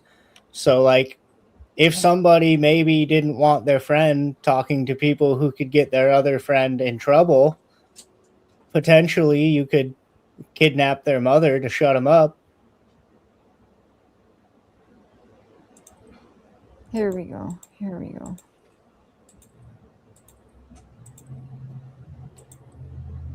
What is this? So she did a book. Yeah, okay. So there's a book written about Nancy being kidnapped? Before she was ever kidnapped. So it was Right, in yeah. 2024. Savannah Guthrie has not written a book about kidnapping, but she did share a story about playing a childhood kidnapping game in her 2024 memoir, Mostly What God Does. In the book, she recounts how her cousin Terry would playfully kidnap Savannah and her sister Annie during summer visits to their Tucson, Arizona home, which is, by the way, the home that Nancy is still living in or lived in when she got kidnapped. It's her Okay. childhood home. So, you know, a story about a kidnapping from that home is still weird. Driving them towards Phoenix while their mother, Nancy Guthrie, was in on the joke. This detail received widespread attention following a real-life tragedy when her 84-year-old mother was abducted from that Tucson home. Okay, so... I mean, that could just be bad timing. It's definitely weird, but... Here's her book.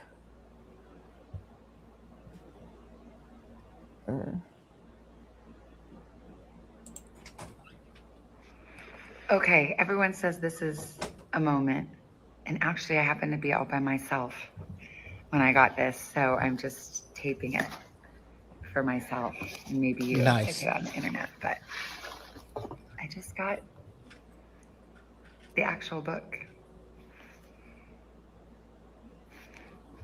Mostly What God Does.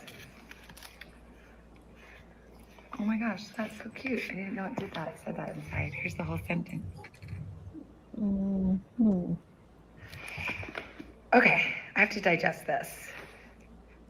It comes out February 20th, but I'm seeing it for the very first time. Interesting. Wow. And her mom was taken February 1st. Of the same year?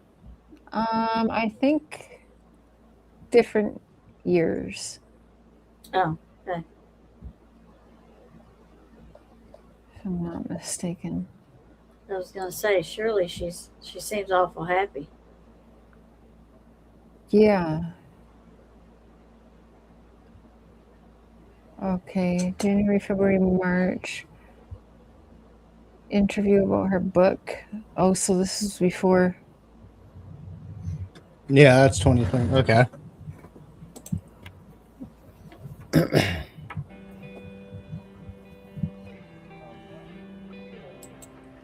It's a kid book? Hi, Charlie. Yeah, Mom, ready? We're ready. Take one. Oh, hi, Vale. Hi, Mommy. It's great to have you Hmm. here. Thank you for doing this. Are you ready? Yeah. Do you remember talking to God when you were my age? That's such a good question, Vale. I do remember. I've talked to God more times than I can count. I remember asking to not get it. Love is like a basket of fruit. Never empty, always full. Your first book about God's love is for grown-ups. Why was it important to you to write a kid's version? I thought the message was so lovely and simple enough for kids to understand that I thought it would be a way to have kids say goodnight feeling that reassurance, just like when we do our prayers at night and we remember that God loves us and that we're just where we're meant to be. Why is it important to you? Those are her Teach me and children. Charlie about God. I feel like knowing God has been a really big.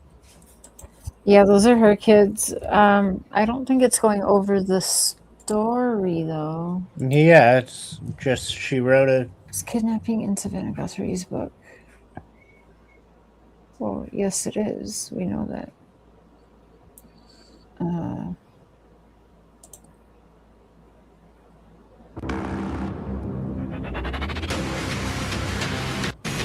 And the subject of my investigation Yeah, is the so is drama this like playing out in a conspiracy theory going around that she wrote about kidnapping and it's somehow tied to this? Well, yeah, people are saying that, but the thing is, they did write a story about it. It's so fucking weird. And that her mom went along with it. And yeah, her and her cousin. But that, from the video we just watched, that sounds like it was like an inside joke they had since they were little. Did I get that wrong? Yeah, I think it is something. Yeah, no, I think you're right. See, that's what I mean. Like, the internet will just run with the most random shit. Like, yeah, she wrote a story about kidnapping, but I guess it was because of the timing, because I want to say she put it out. It was like a year. She told it everybody, like, it made it public and put it in some book like a year before her mom disappears. Because that's kind of weird. I'll give it that. Yeah, that's what people are tripping about, and that how her mom went along with it, knowing it was a sham kidnapping and stuff. So she like brings her mom into it. That's also a little weird that you would bring people into that. Mm-hmm.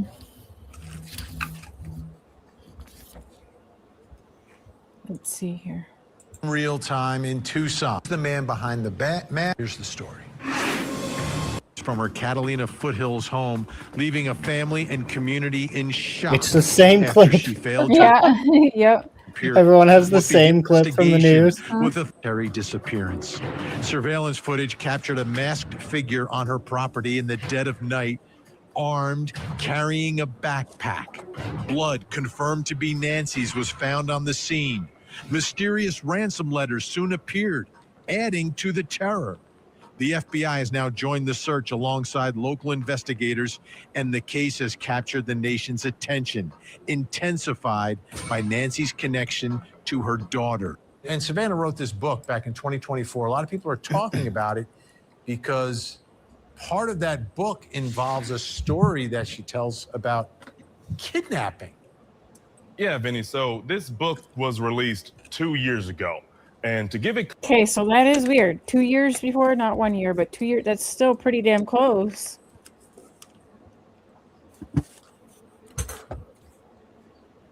Context, she talks about this game that she used to play as a kid with her cousin, a kidnapping game involving... Why is that giving me STA vibes of missing child drill vibes? Like, what?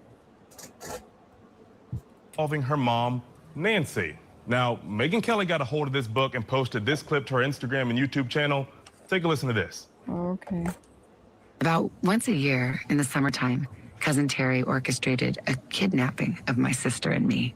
We would all pile into her rickety station wagon and head north, somewhere between Phoenix and Tucson. Terry would make a pit stop and let Annie and me call home at a payphone. Oh.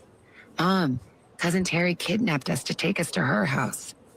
My mother would feign shock, protest how terribly she would miss us, then assure us she'd drive up to retrieve us in a few days. Now, at the time this book was released, this story was probably just taken as some innocent family game, but given the recent... Right. And I mean, this book out 2 years before this happens. I can see that just being like kids being kids, though. Like, oh, we're kidnapped now. We're going to Auntie's house or whatever. Yeah. Like, that's not...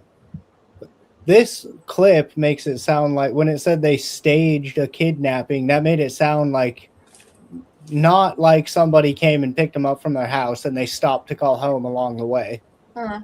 Yeah. I will agree, it's odd True. that she published that and the timing of everything, and an odd thing to do, but I don't know. Could just be a coincidence. Yeah, I'm not entirely sold on that being a part of this. Mm-hmm. In circumstances here with this big national story of her mother missing, it's a little weird, Vinny. It's a little weird. It is. And, you know, the game itself sounds pretty fun and in its family fun. But it is unusual, right? This kidnapping game is a little bit different, which is why she put it in the book. But now her mom has apparently been kidnapped. Brings us to the next question in our investigation. Mm-hmm. Is the kidnapping story in Savannah's book just a coincidence? Joining me to help answer this question, host of the podcast Hidden Killers with Tony Bruschi. Tony Bruschi is with us, and nationally known psychotherapist. Yeah, host now of that the I'm Pivot thinking with Dr. about Robbie it, Ludwig. like I've been like if I'm hanging out with my friends and we're just like going on a road trip or something, I know I'm going to be in the car for a few hours or I'm going to be busy for a few hours. I've definitely been like, I don't know, man, I'm kidnapped right now. I'm with my friend. And like, I've said shit like that just as a joke. Yeah. I probably have too, now that you mention it. So yeah, we can scrap that one. It'll be in. But I mean, it's odd that the timing of it is odd. I will say that. let's show you also the weird. Hey, Cher, I'm going to have to jump down, but thank y'all for having me up on your podcast tonight. Yeah, have a good night. And I will watch it tomorrow. Okay, love you, sis. Love you. Y'all have a great 4th, a happy one. Yeah, you too. Thanks for coming up. Thank you. Thank you for popping in our live, too. So, good night, chat. Y'all have a good one. Bye. Silence on the land. Said.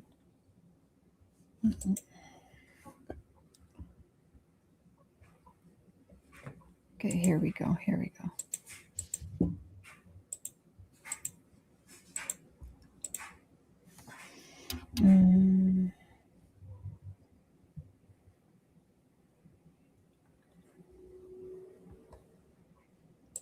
Oh, okay.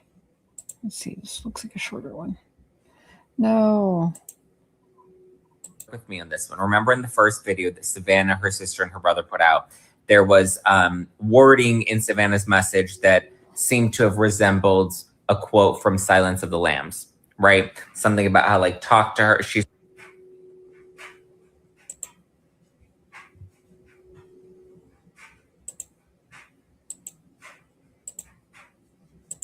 the Instagram message that Savannah and her siblings posted to their mother and to her suspected captors.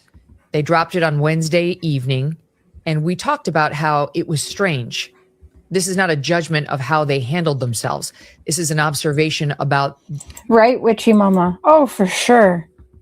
Many of us women, especially mothers, have said stuff like that. The odd messaging and whether it means something, whether it was potentially directed by the kidnapper to be an acknowledgement of something. It was just so odd in the way it was presented and phrased. And that could have been completely just at law enforcement's direction for reasons we don't understand, or it could have been some sort of a signal that was asked for by a kidnapper, or it could have just been the family's choices while under duress. We don't know, but we're trying to figure out what we can. This part in particular is coming back to surface, and we'll explain why, and pay particularly close attention to the ending. Watch. On behalf of our family, we want to thank all of you for the prayers for our beloved mom, Nancy. We feel them, and we continue to believe that she feels them too. Our mom is a kind, faithful, loyal, fiercely loving woman of goodness and light. She's funny, spunky, and clever. She has grandchildren that adore her and crowd around her and cover her with kisses. She loves fun and adventure. She is a devoted friend. She is full of kindness and knowledge. Talk to her and you'll see. Talk to her and you'll see. It's kind of an interesting That's phrase. what you're fucking... That's what you're bitching about, Megyn Kelly? That's what everyone for a hot minute was bitching about. The whole time I was listening to that going, okay, when does this get Silence of the Lambs? That's what you're... God damn it. See? Yeah, I bitch about YouTubers being idiots, and then the mainstream news pushes this shit. Yep. And notice how Savannah's sister Annie seems to take a deep breath at Oh, that very moment. It sounds Oh like a my phrase we God, might a have heard human had before. to breathe air. And online That's the sleuths first one confirm ever. indeed we probably have. They discovered fuck that up, line Megyn Kelly. is from the 1991 God damn horror it. crime film Silence of the Lambs. Before we play the clip, let me tell you what the movie's about. Most of you know, but some of our audience is younger and may not. What is it about? The main character, Clarice Starling, is played by Jodie Foster. Starling is investigating the kidnapping of Catherine Martin, the 25-year-old daughter of the fictional Senator Ruth Martin. Catherine, the daughter, has been kidnapped by Buffalo Bill, a serial killer who skins his female victims. In top story for victim's mother, Senator Ruth Martin, sending a message to her daughter's captor. Watch. our top story for this morning. Catherine Martin, the 25-year-old daughter of Senator Ruth Martin, listed first as a missing person, is now believed to have been kidnapped by the serial killer known only as Buffalo Bill. Memphis police sources indicate that the missing girl's blouse has been identified, sliced up the back in what has become a kind of grim, all too familiar calling card. So, okay, Megyn Kelly. Young Catherine Martin, as we've said, is the only daughter of U.S. Senator Ruth Martin, the Republican junior senator from Tennessee. And while her kidnapping is not at this point considered to be politically motivated, nevertheless, it has stirred the government to its highest levels. Reached for comment on the ski slopes of Stowe, Vermont. The president himself said to be, and I quote, intensely concerned. Just moments ago, Senator Martin takes this dramatic personal plea. I'm speaking now to the person who's holding my daughter. Catherine is very gentle and kind. Talk to her and you'll see. Dun, dun, dun. Go fuck yourself with that smug look on your face. Did you see the way it cut back to her? And she was like, I fucking did it. I'm Megan. Go fuck yourself, Megyn Kelly. God anything damn it. personal clout, I guess. Yeah. I thought it was going to be like way more than just that. That's crazy. Fuck, I didn't know I was going to be mad at Megyn Kelly, but here we are. That was ridiculous. And this is sort of the reason I didn't dive headfirst into this case when it happened, is because I saw a bunch of dumb bullshit like that. Yeah. What the fuck? That's also, if I were, even if it wasn't my mother, if one of my friends went missing and I did an interview with the news, I would probably be like, yeah, he was very kind and funny and fun to be around and an awesome person. Like, that's not Silence of the Lamb. That's how you describe your friend or your mom. Right.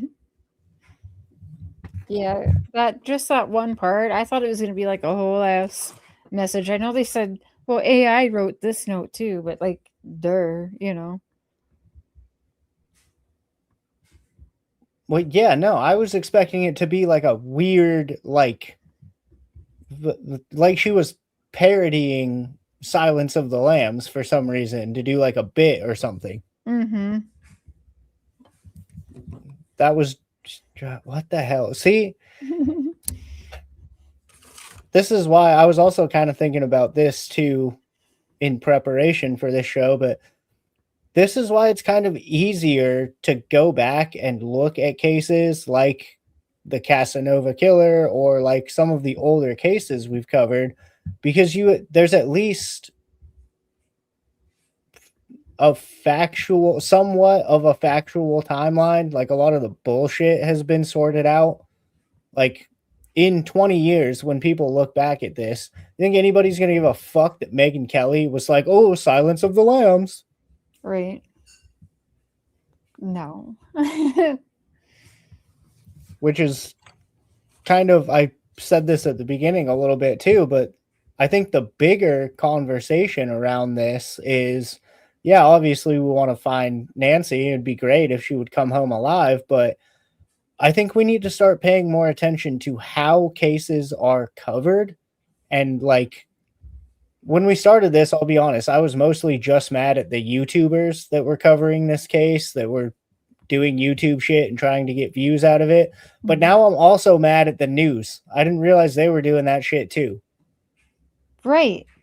Yeah, they're no better. And then they want to turn around and talk shit about, oh, the YouTubers, when they're all doing the exact same thing. You're all doing the exact same thing, and what you're doing is taking attention away from a missing woman. Like, I don't care if her daughter quoted Silence of the Lambs, that doesn't bring me any closer to finding Nancy. I agree. It is bullshit, Karen. No, there's... Is that bullshit on purpose? Like you're Bullshit, British? yeah. Or I genuinely, I like it, but I don't know if that's a typo or not.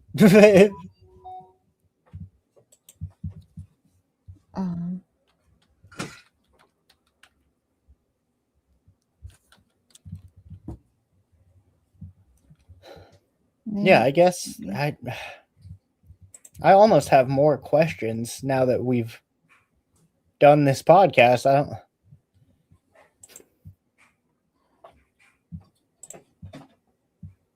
Let's see here. So, go ahead. Oh, I'm just trying to come up with a thesis here. I guess I'm kind of starting to lean towards maybe this was a warning. Maybe Savannah was flapping her mouth a little too much. We can see here. Let's see what she was getting herself. Savannah Guthrie and Savannah Guthrie and she interviewed Harry and Meghan. Yeah. Okay, let's see what they say here about. Okay, what is this here? Oh, sorry.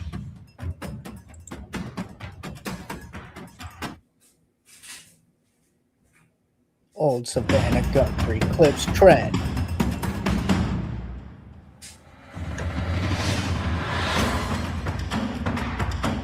When Today's Show co-anchor Savannah Guthrie's 84-year-old mother, Nancy Guthrie, vanished from her Tucson home earlier this month, what began as a family nightmare quickly became a...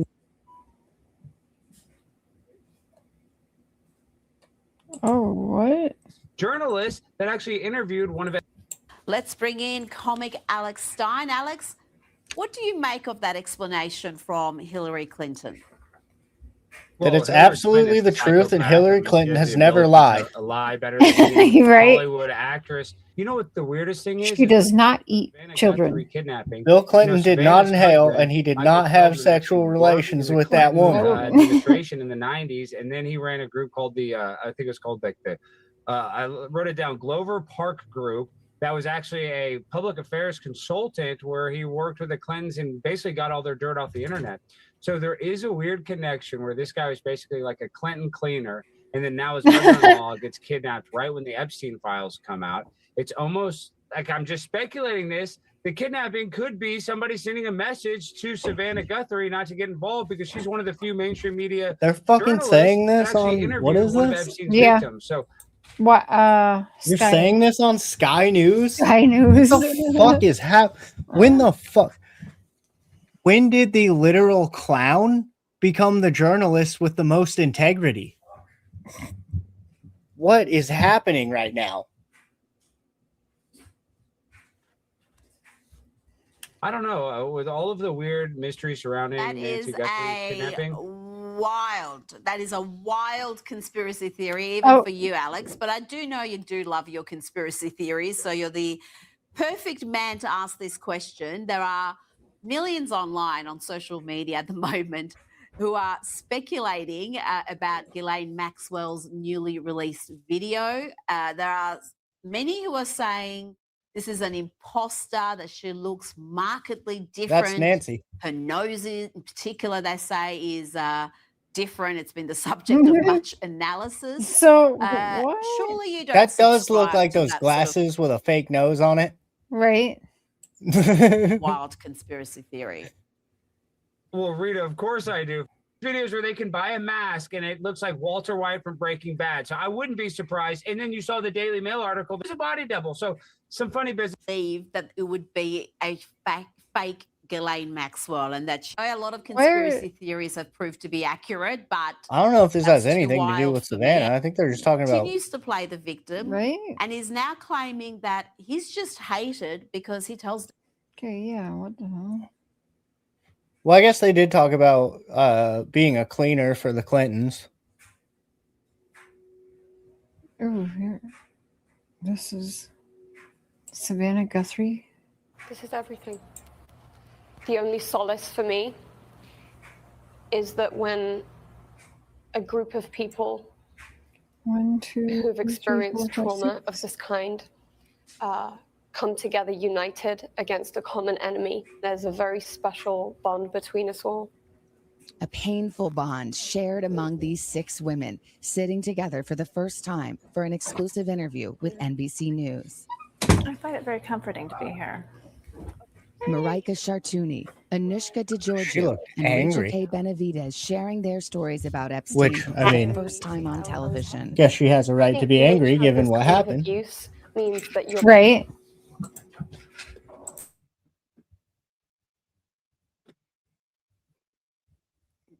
Yeah, I don't know.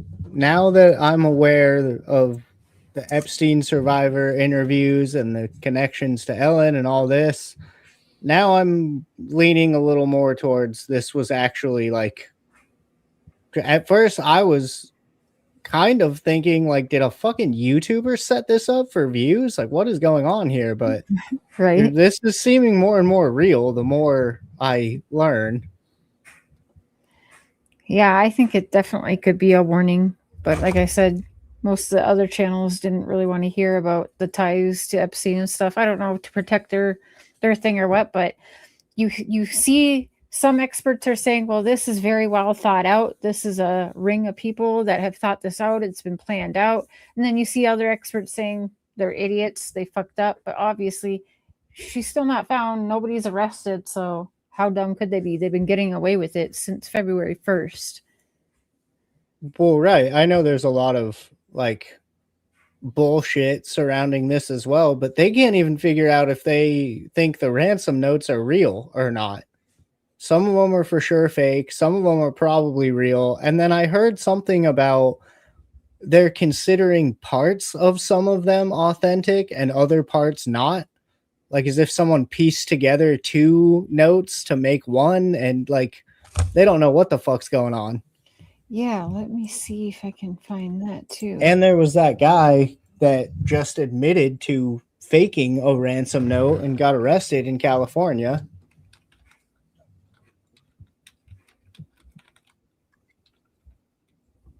Oh, whoops.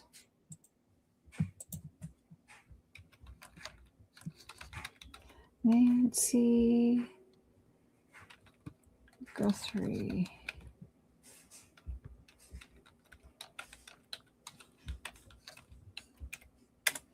Let's see here.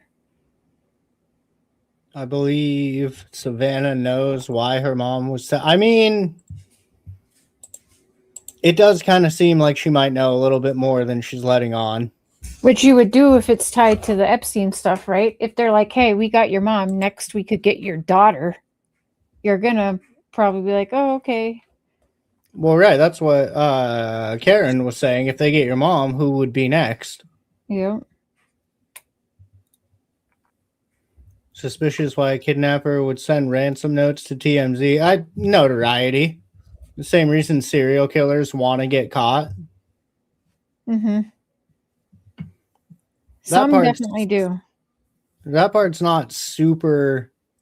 It is kind of weird that if you're trying to extort money, you would go through TMZ, but I'm not as weirded out about that part as I think a lot of people are. Of them going through TMZ?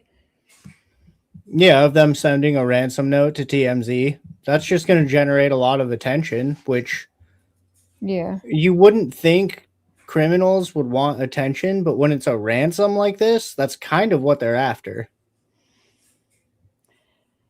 Yeah, and also keep in mind that Harvey Levin, the TMZ owner, he is in the Epstein files because he is an attorney. He used to be an attorney before he did any of this stuff.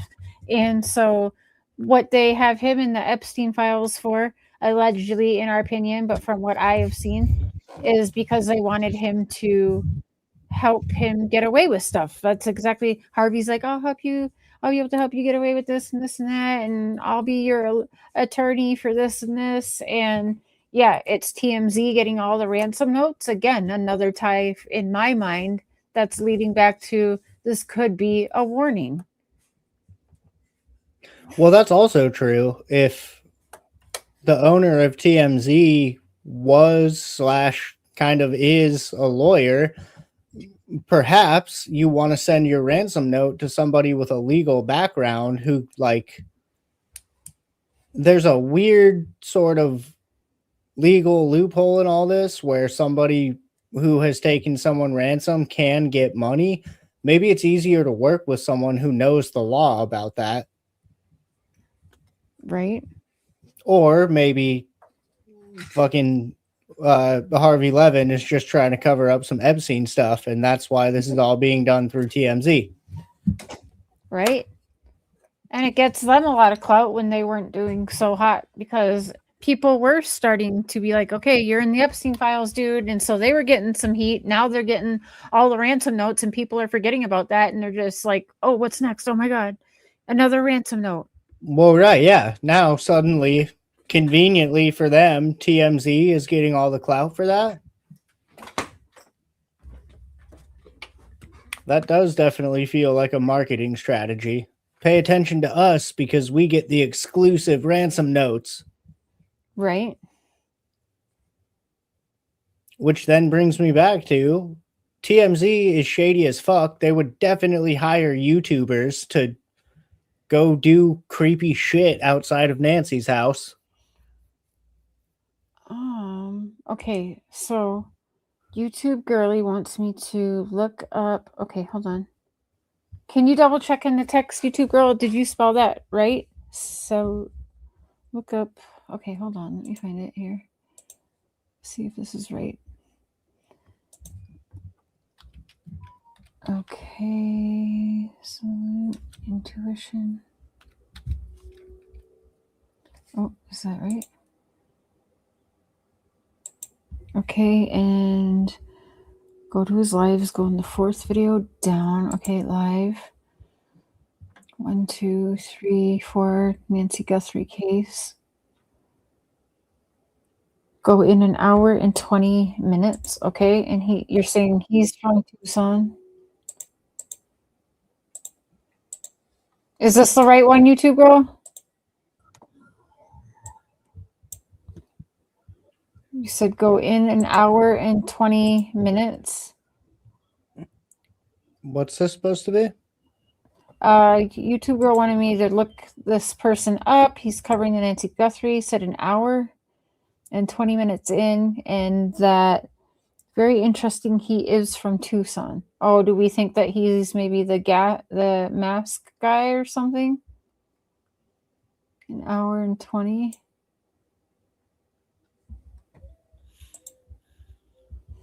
Are you still in here? Shout out Long Luxury Realty. Oh shit, are we doxing? No, that's a fucking public business sign. Okay. They put that out to promote themselves. Technically, they owe us money now. Okay. In Tucson, and most of them have to do with Noam Chomsky. Oh. Now, he doesn't live here anymore. I think he lives in Brazil. Well, I don't think that's the porch guy. But here, let me read this. If that's what you're thinking. Is this it? Now, Valeria Chomsky is Noam's wife. 2, 3, and she wrote to 4. Jeffrey. Jeffrey writes to her. This is it, YouTube Girl? Okay. Says, also send wire instructions for the 260K, 67,000. Wait, Jeffrey Epstein. Okay, hold on. Yeah, what?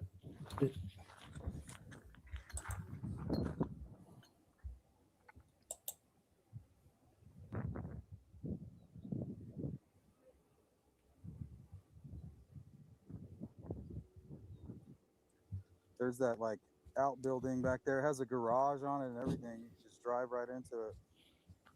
Okay. Cool. Why are you here?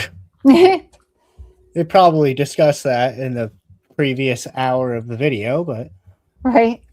Fuck you here.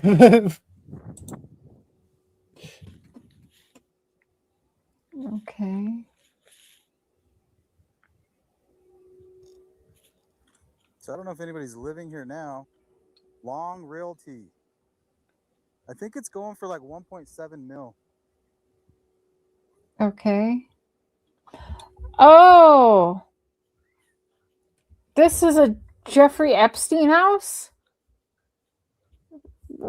Right next to where Savannah Guthrie's mom's house is? Over the fence or not. Where their childhood home that they grew up in, you mean? Solar panels. Oh, yeah, this is also in Tucson, huh? Huh. I didn't know he had property there. Doesn't surprise me, but interesting. And I have to imagine people tied to Epstein are probably still utilizing his properties. Mm-hmm. I don't think they stopped that just because he got popped. Right.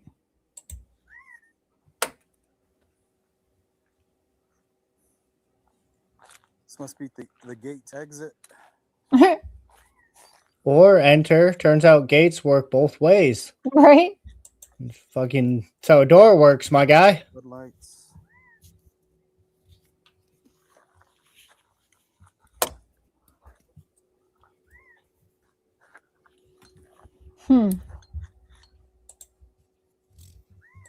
Stay out of this glare. There we go.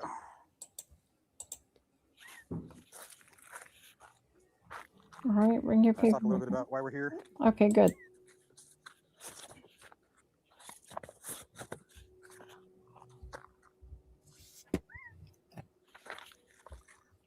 Can you guys see me and hear me? Yeah. Okay, I don't know if you guys can see that or not, but these are some of the emails that were released with the Epstein files. Okay. And specifically those that mention Tucson. And most of them have to do with Noam Chomsky. Now, he doesn't live here anymore. I think he lives in Brazil. But here, let me read this. Now, Valeria Chomsky is Noam's wife. And she wrote to Jeffrey. Jeffrey writes to her and says, also send wire instructions for the $260K, $67,000. Now, Noam hired Epstein or enlisted his help to try to get some money back that he was unable to collect from a business deal. So he spoke to Jeffrey about it, and he was able to get the money for him. And now Jeffrey's emailing here, April 13, 2018, also send wire instructions, $260,000. Okay. Notice the address. What? I don't know if you guys can see it, but the address that's listed here as the receiver is this address here. Okay. And then also one of the emails, let's see, this is from Valerie, the wife of Noam to Jeffrey. What's up, caramel frappuccino? Let's see, everything is fine, thanks. So is I this think Jeffrey is coming. is this more or less just to prove that there's like a physical property tie in Tucson? Is that what we're getting I at think here? so. Yeah, YouTube girlie sent it to me and wanted me to pull it up. So yeah, I mean, I didn't know there was. I mean, you kind of got to assume they're everywhere because he's Epstein, but I didn't know there was a property like that in Tucson, and that would be a pretty convenient place if we're going with the Epstein ties theory. It would be a pretty convenient place to stage everything and then just drive on over there and do your thing.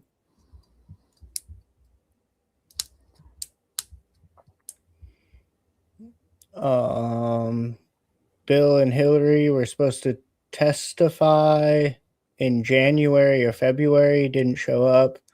We're given an extra month, and then when the time came, the Iran stuff happened. Weird. Crazy how the timing of things happens, especially when you're an ex-president and Hillary Clinton. I don't know what she does. Eats babies and sits atop a castle, I think. I don't know. She's been ruling kingdoms. I think she's a gargoyle. A gargoyle. Yeah, gonna make me hate gargoyles. So let's see here. So what would be like what? So FBI is on the case, and obviously that sheriff is still on the case. So Nancy Guthrie, like what's new? Like what's new? I mean, the newest thing I saw is that the dude got arrested for faking the ransom note is pretty much the newest update in the case. And then other than that, it's just been a lot of dumb drama surrounding the sheriff, not about the case, just surround like oh, he gave a YouTuber a ticket and he arrested a YouTuber and he fucking everyone's all mad at him for being a police officer. So now Harvey Levin spoke with the ransom letter writer. Interesting. Did ya? Wait, what was that? Nancy Guthrie latest TMZ on new suspicious video. Oh, that was 4 months ago. Okay. I called the FBI about a month ago. And I said, look, Sick fake LA backdrop, my guy. and I don't know. That's not what that looks like. I keep asking you guys, is this guy a kook? Is he a fraudster? Oh. And you tell me you don't know, but you also say you're really trying to track him down. And, it's like you're not dismissing it. And I just got this feeling it might be true. So what if we do a documentary and we actually pay the Bitcoin God damn it. into the account to trigger this? Trying to turn this into money. What if we did a documentary? So this was about a month ago. And the first reaction I got was, well, that's kind of interesting. Let us run it up the flagpole. And I called them back a couple of days later, and they said, we're still talking about it. And then I kind of got ghosted for almost a month. And I called back and then you got another ransom note. Nice. And I just figured, interesting. Almost as if you really want this to happen. So have you responded? Is this an interactive relationship, or are you? Did TMZ set this shit up? I can't respond. Right? That's fucking weird. In a different sort of way, and I'll tell you in a minute. But let me just say, he is friends with. A couple of days ago, the FBI did. Well, yeah, he's a fucking horrible piece of shit human being. I think everybody agrees to that. But did he set up a kidnapping of an old lady? My goodness. This person might actually be a woman. And that's all they said. They didn't say why they thought that. But I was gonna. That's interesting. They said that because if I was gonna ask you if there was any indicia that this was a female, he's using he uses a man's name. So I think it's a woman using a man's name. Off topic share, but I just read the 17 charges against Elizabeth Siders. Yeah, with the 16 children. If you want it. If so, where should I send it? My email, ihearvoices19@yahoo.com. I've followed a little bit of that stuff, but yeah, interesting. So that doesn't mean that. No, I know. Right. But then they said on the documentary thing to stand down, that they were working on it, and I said fine. And so because you mean the feds don't want you to rush to make a fucking cheap ass documentary on this yet? Yeah, it sounds like shut the fuck up until we know what's going on. Yeah. Maybe you don't have to make money off of this right now. Maybe that shouldn't be your first goal here. Right. Now I'm suspicious about the ransom. No, I think TMZ did it. I've changed my theory like 3 times. Well, yeah, the more we see, it's suspicious. Stories that had come out this week that, the second ransom note said that Nancy had died. It seems like that's what triggered this guy into sending so that we understand this person did not tell you that Nancy is dead. Well, he is essentially, he told us that. He or she? I'm going to call him he just because that's what we've he told us this early on. At one point, he said, essentially, time is of the essence. And then in a follow-up email said, time is no longer of the essence. Oh. And how early or how long after? A week. Then why is it still going on? Because he keeps getting new letters. Now he talked personally to them. Essentially, right, but if that she was dead. If your whole leverage in this situation is we have your mother, if that person dies, the whole thing's kind of over. Right. Why is there still letters being sent? Why is there still obviously we should keep investigating and find out what happened and bring justice.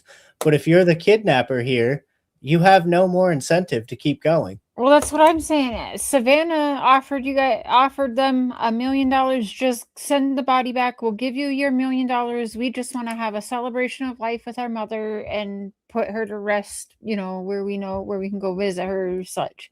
So why do they continue going to like TMZ and wanting this money when they could just do what they're supposed to do and still get their $1 million Bitcoin. Now they're willing to settle for less because they're talking to Harvey at TMZ. It's weird. It doesn't make sense. Well, now it sounds like fucking Harvey at TMZ said, hey, I'll give you X amount of money to work out a deal with TMZ to exclusively give us shit. Yeah. Now this feels like a contract between Mr. Kidnapper and TMZ. And it sure took the focus off of him being Epstein's buddy that would help him get out of everything. Right. Yeah, and now nobody, well, not nobody, but it's distracting from a lot of the Epstein stuff right now. Yep. Oh, for sure. 100% it is. It's definitely, fucking old Harvey here is definitely winning on this one. Mm-hmm. Coming out of, getting away from the Epstein stuff and driving traction to his publication. Almost as if he has a financial incentive to keep this going.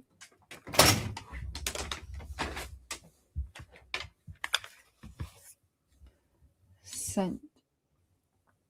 Okay, thank you, Witchy. I will check that out tomorrow for sure. To the FBI. And they have spent a lot of time with my IT team. With his IT team. And multiple of course it FBI is. agents who have been trying to crack the code of both this guy's email and the first kidnapping note. They've spent a lot of time with our team. As far as I know, they were not able to crack it. I know that until a month ago, they certainly were not able to crack it. I don't know what they've done with this guy. Is this guy the one that, remember when Savannah did that really tugs at your heartstrings, emotion laden, right?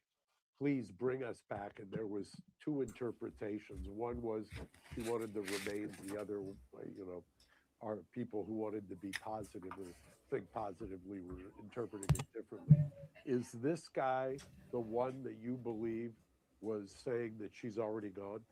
No, the reason that Savannah, that's a really important point.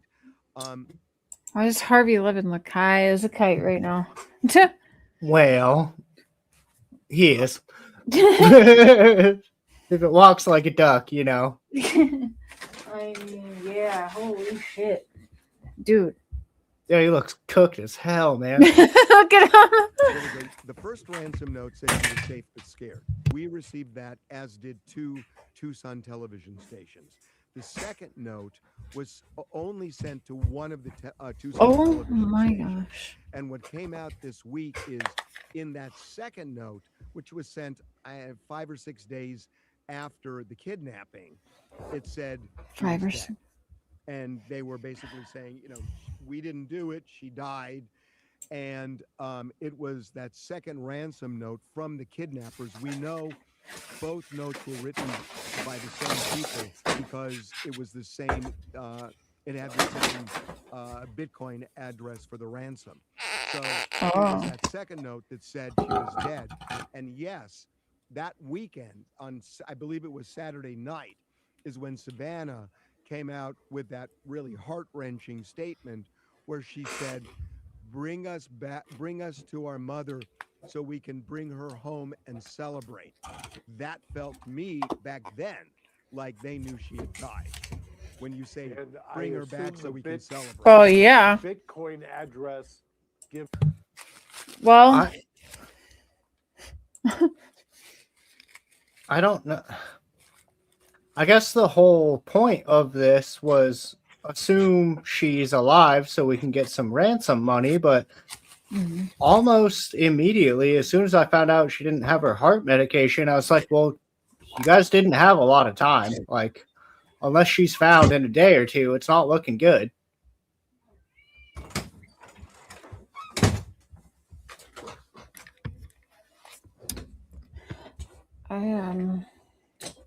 I was looking up.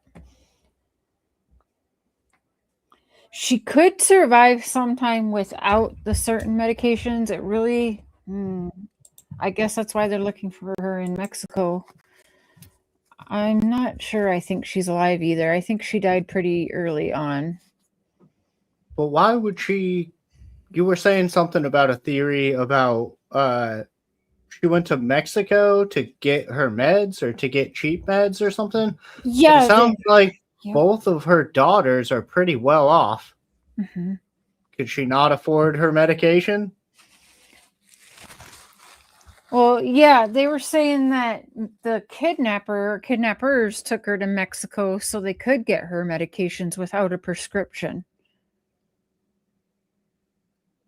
Nancy could get them while they had her kidnapped, but they would still know, right? I don't know. I guess you could do that technically, but I don't. If that's the case, then just bring her medication. Yeah, right? You would have just brought it with. She would be like, okay, but I'm on medications. Let's grab those. If they weren't trying to kill her, then yeah, when she's leaving, she'd probably be like, I need medications. And they'd say, okay, well, let's grab the medications, right? I mean, didn't they ransack part of her house? So, I mean, if she's still alive, she'd be knowing where to get her medications at. Well, also, if this is like, I guess it could have been a random kidnapping and this guy just randomly picked her, but if we assume they knew who Nancy was, you would think they would know a little bit about her, and you would think they would know she has a heart condition. Mm-hmm. Like, if I'm putting myself in the shoes of a kidnapper, I'm going to have some base level knowledge on whoever I'm kidnapping. Right. Yeah. Especially if they say that they're smart enough that they thought this out. Yeah, you would think. Especially if my thing is this person is my collateral for the money. I'm trying to keep them. I mean, maybe they were never trying to keep her alive, but if we're believing that narrative, if I'm trying to keep someone alive and they need life-saving medications, I'm probably just going to bring that with. Yeah. I mean, that would make more sense. And her Apple Watch, did they say she left her Apple Watch at home too? Or she took that? I don't remember the Apple Watch specifically, but it sounds like they left all electronics, like anything that would be able to trace her. Given by notes 1 and number 2. Number 2 only going to one station. How is a many different ransom Bitcoin notes are there? than the That Bitcoin guy address sounds like in this fucking note that Hank. we're talking about today. Yeah, and the reason we know that this note today. How many ransom notes total is there in Nancy Guthrie's case? I want to say there's like 8, maybe.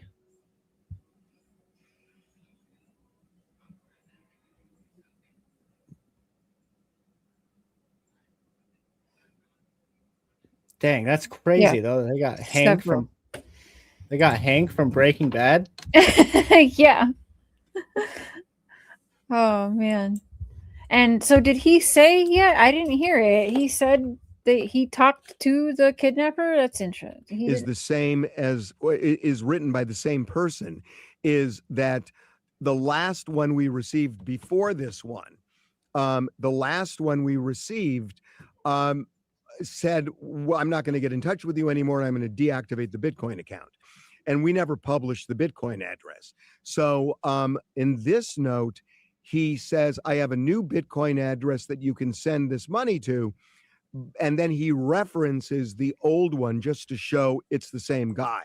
And we never published that Bitcoin address, and it is the exact same one. Have you published any of these notes? What? We haven't published the notes in full. We've quoted from them. Have you even shown anything in addition? You know what this is giving me?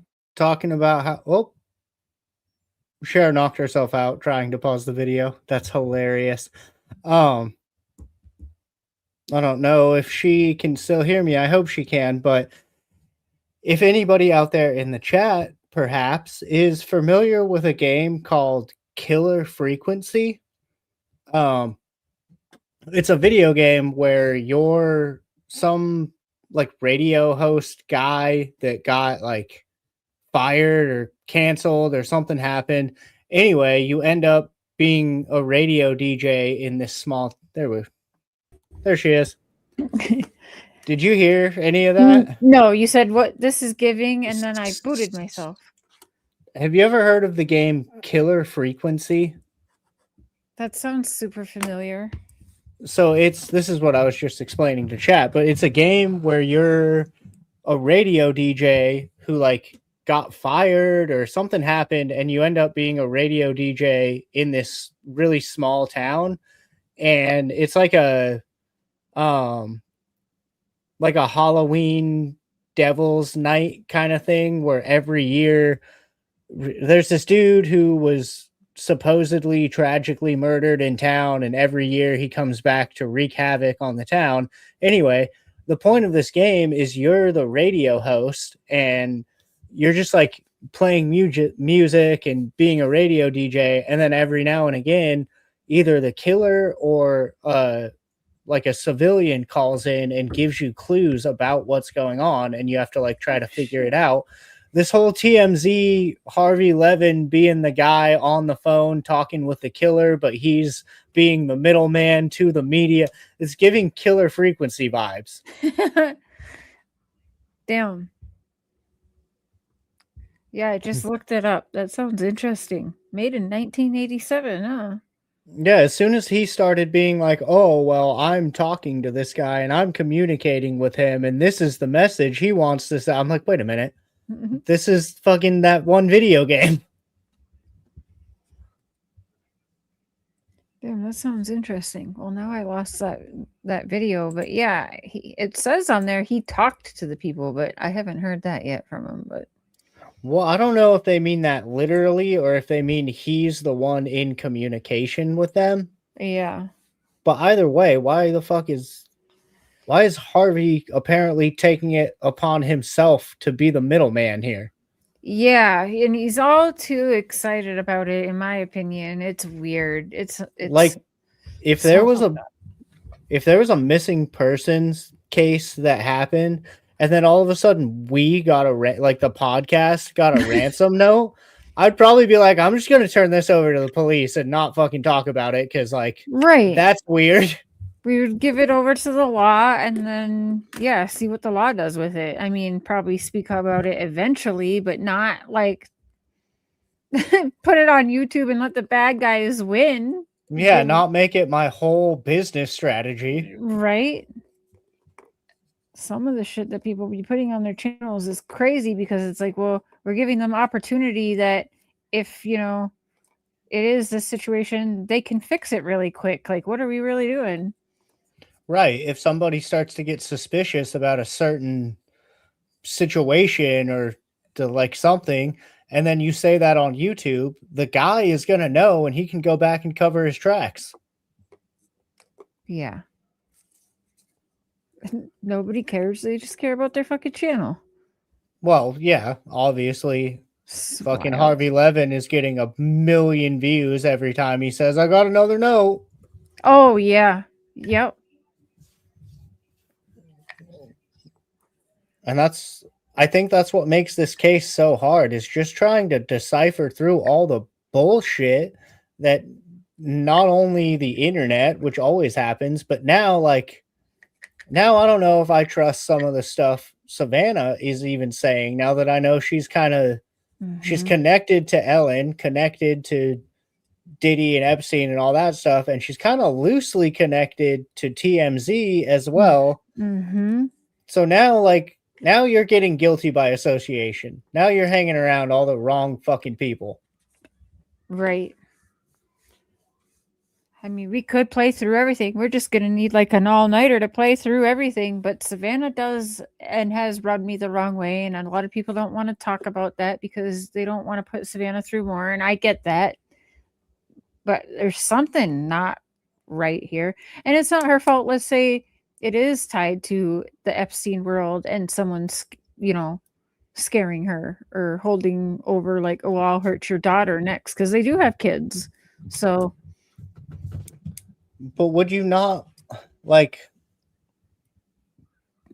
Savannah is working with police and working with the investigators, yes, but if you were genuinely afraid for yourself or your other family members, or like you genuinely thought this was some global thing and your life might be in danger, like wouldn't you have cops around you 24/7 and like hire security? And I know she stopped going to work for a little bit, but you would think she would be like, I till this is over, I kind of want to go hide.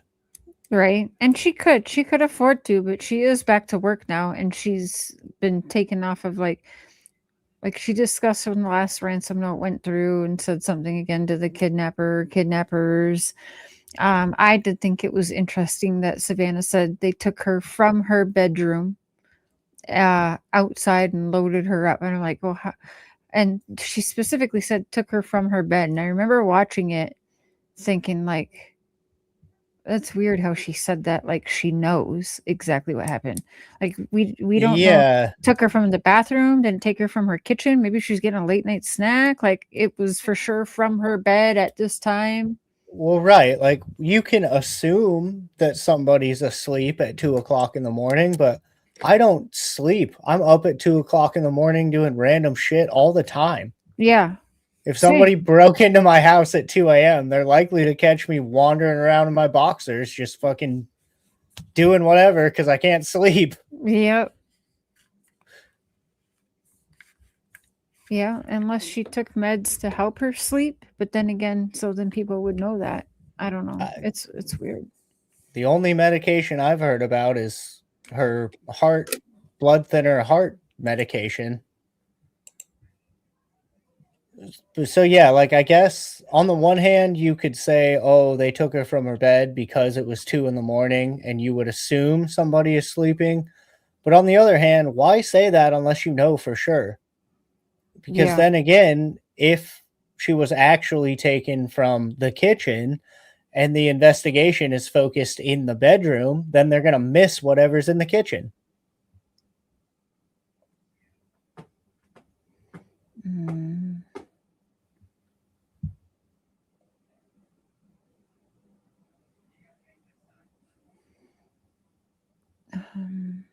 Says it.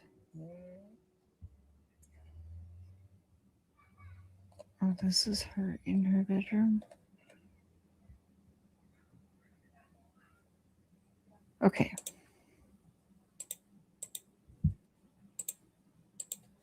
Okay. And then taken from her bed in the dark of night. It's heartbreaking, long-forgotten footage that's just resurfacing. Oh. Mom, good morning. It shows Interesting. Savannah Guthrie's mom in the bedroom of her home in Tucson. That's the same bedroom from which she was kidnapped 6 weeks ago. The live shot from Nancy's Tucson bedroom took place in 2013, just one of many charming appearances over the years from the 84-year-old mom and her famous daughter. The subject matter: how to make a bed with sharp hospital corners. Well, I think everybody needs to know So, how to make a bed, and so when people are to teach you guys how to essentially insinuating, people are basically insinuating you would know somewhat the layout of Nancy's house because she's been on the news a bunch. Yeah. Yeah, and this is her bedroom. I mean, it's not completely wrong to say if you put your house on the news a bunch, someone could get sort of a layout of it. I to teach you. Savannah's colleagues put their bed-making skills to the test. Check it out, Mom. Look at Natalie's. It's quite excellent. Natalie Morales was then with the Today Show. She's now a 48 Hours correspondent with CBS News. I spoke with her today. Seeing that today.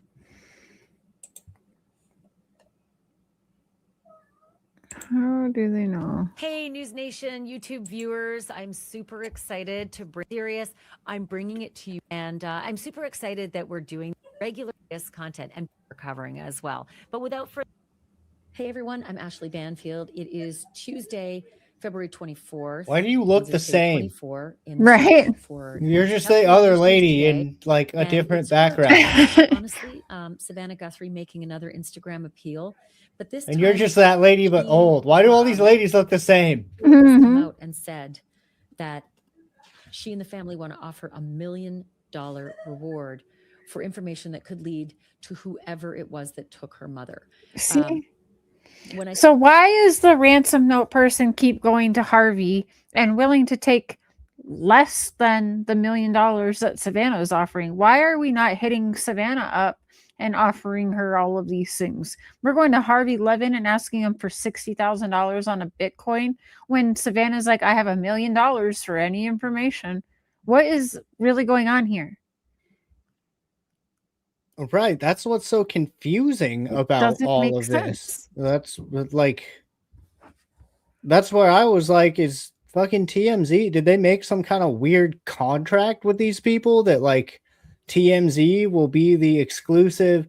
But then again, if we're talking about shitbags that kidnap people, I would think they would want to go where the most money is. Mm-hmm. Like, the longer we talk about this, the more this really does feel like it's got nothing to do with money. Hmm.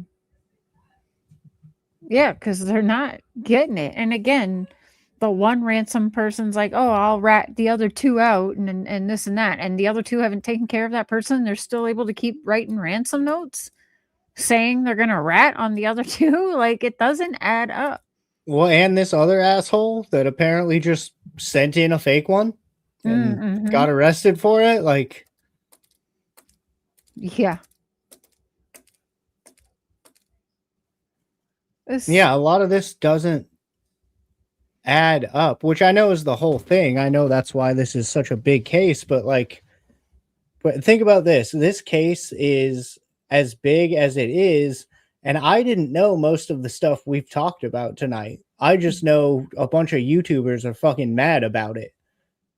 So it is interesting that like it's being covered in the sense that everybody knows Nancy was kidnapped, but it's not being covered. Like, I didn't know about the Ellen thing. I didn't know about the TMZ thing. I didn't know a lot of stuff. Yeah. Yeah. It could definitely be to make her shut up and stop since no money's being paid out. Right. Yeah. It's starting to feel more like a, like you said, a warning. Like, hey, we got your mom. You want to keep playing this game? Mm-hmm. And I think she has a daughter and a son, if I'm not mistaken. Yeah, she showed them both, I think, on one of the videos we played.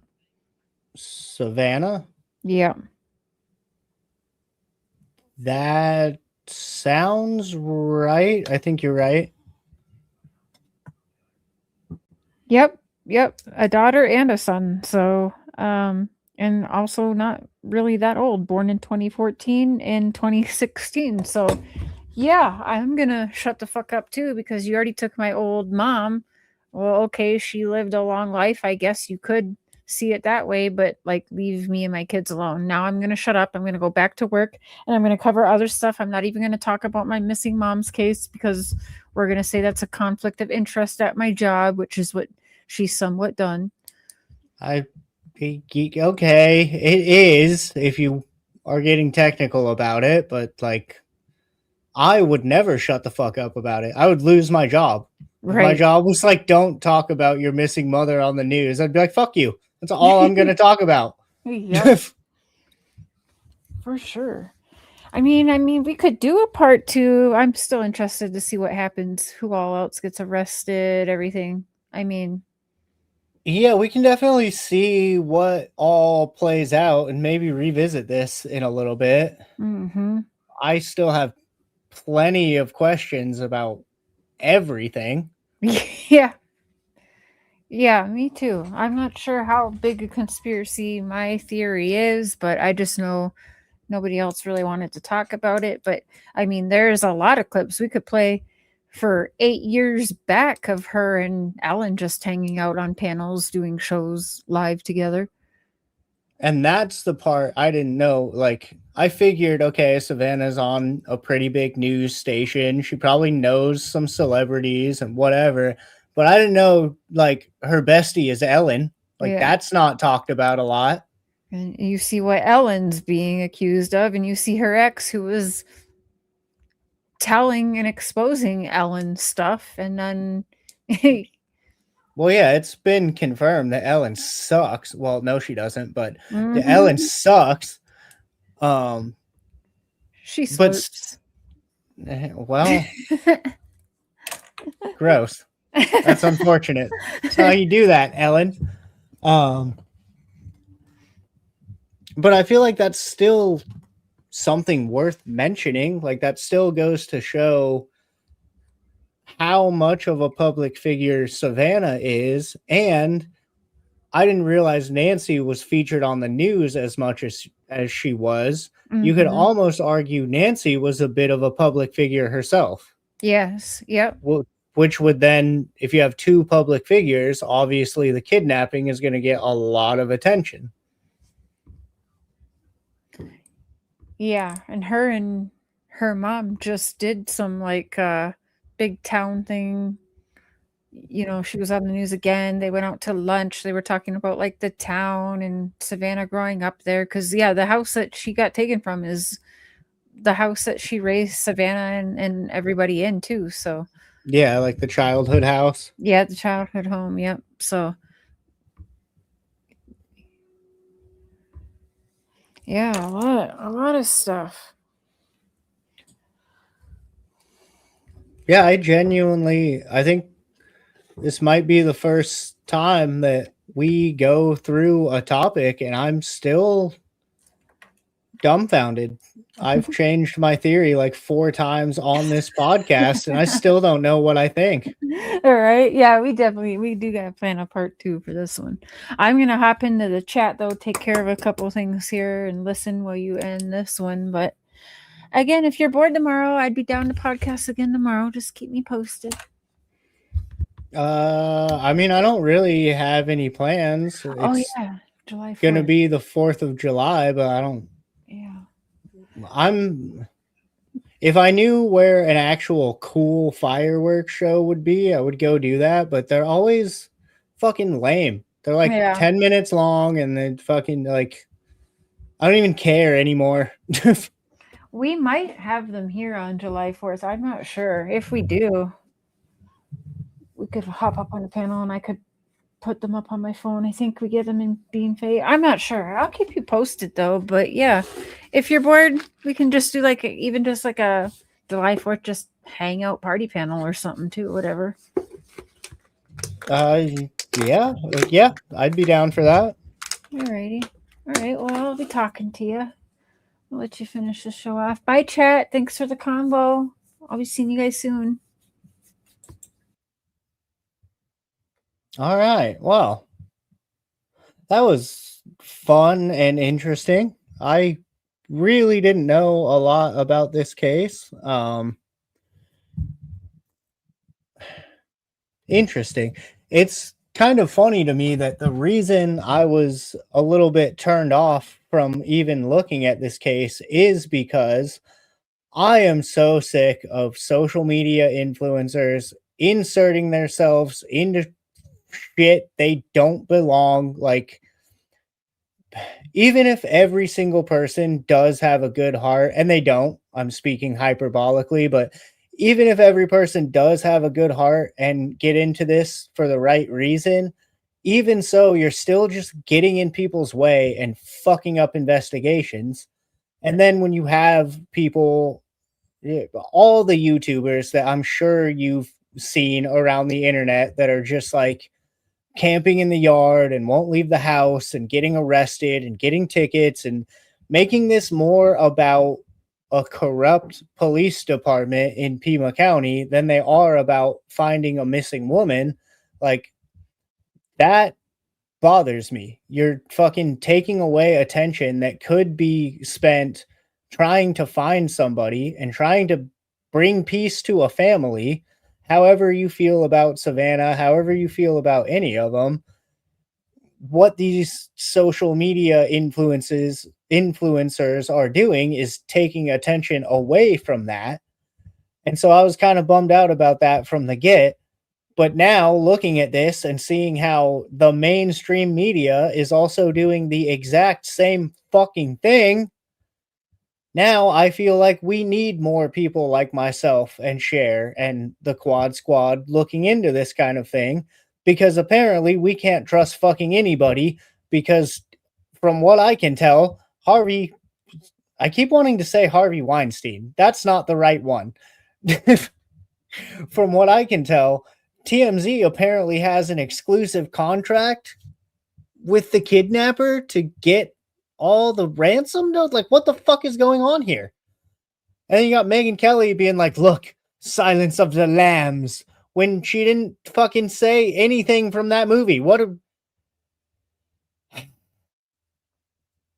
Apparently, the world needs a clown who's not afraid to just come on here and talk about the truth and call fucking everybody out and not run with any one narrative, because I can find holes in every story and I think you're all fucking stupid. Can we stop? And it's ironic because I do this podcast. I understand what this looks like, but can we stop trying to cash in on tragedies? Like, can we not just immediately run to the home of a kidnapped person and set up a goddamn podcast studio in the front yard? Can we maybe come together and try to use the internet as, I don't know, cross the roads, staying. Dusty got me. Can we not come together and use the internet as a tool to be fucking helpful, instead of just making it a contest to see who can get the most attention by taking attention away from the thing you're trying to bring attention to? See how that doesn't make any sense? Anyway, since TCB for Life is in here, this Sunday at Hell in a Cell, I'm going to take Krusty Rhodes and I'm going to throw him off the top of the cell through the announce table. And then after I'm done with that, I'm going to swanton bomb his ass through the announce table again. And he's going to know why you don't fuck with the Sting of the North. So now that I've cut my pro wrestling promo at the end of this, I don't know, man. I don't like anything we just talked about tonight.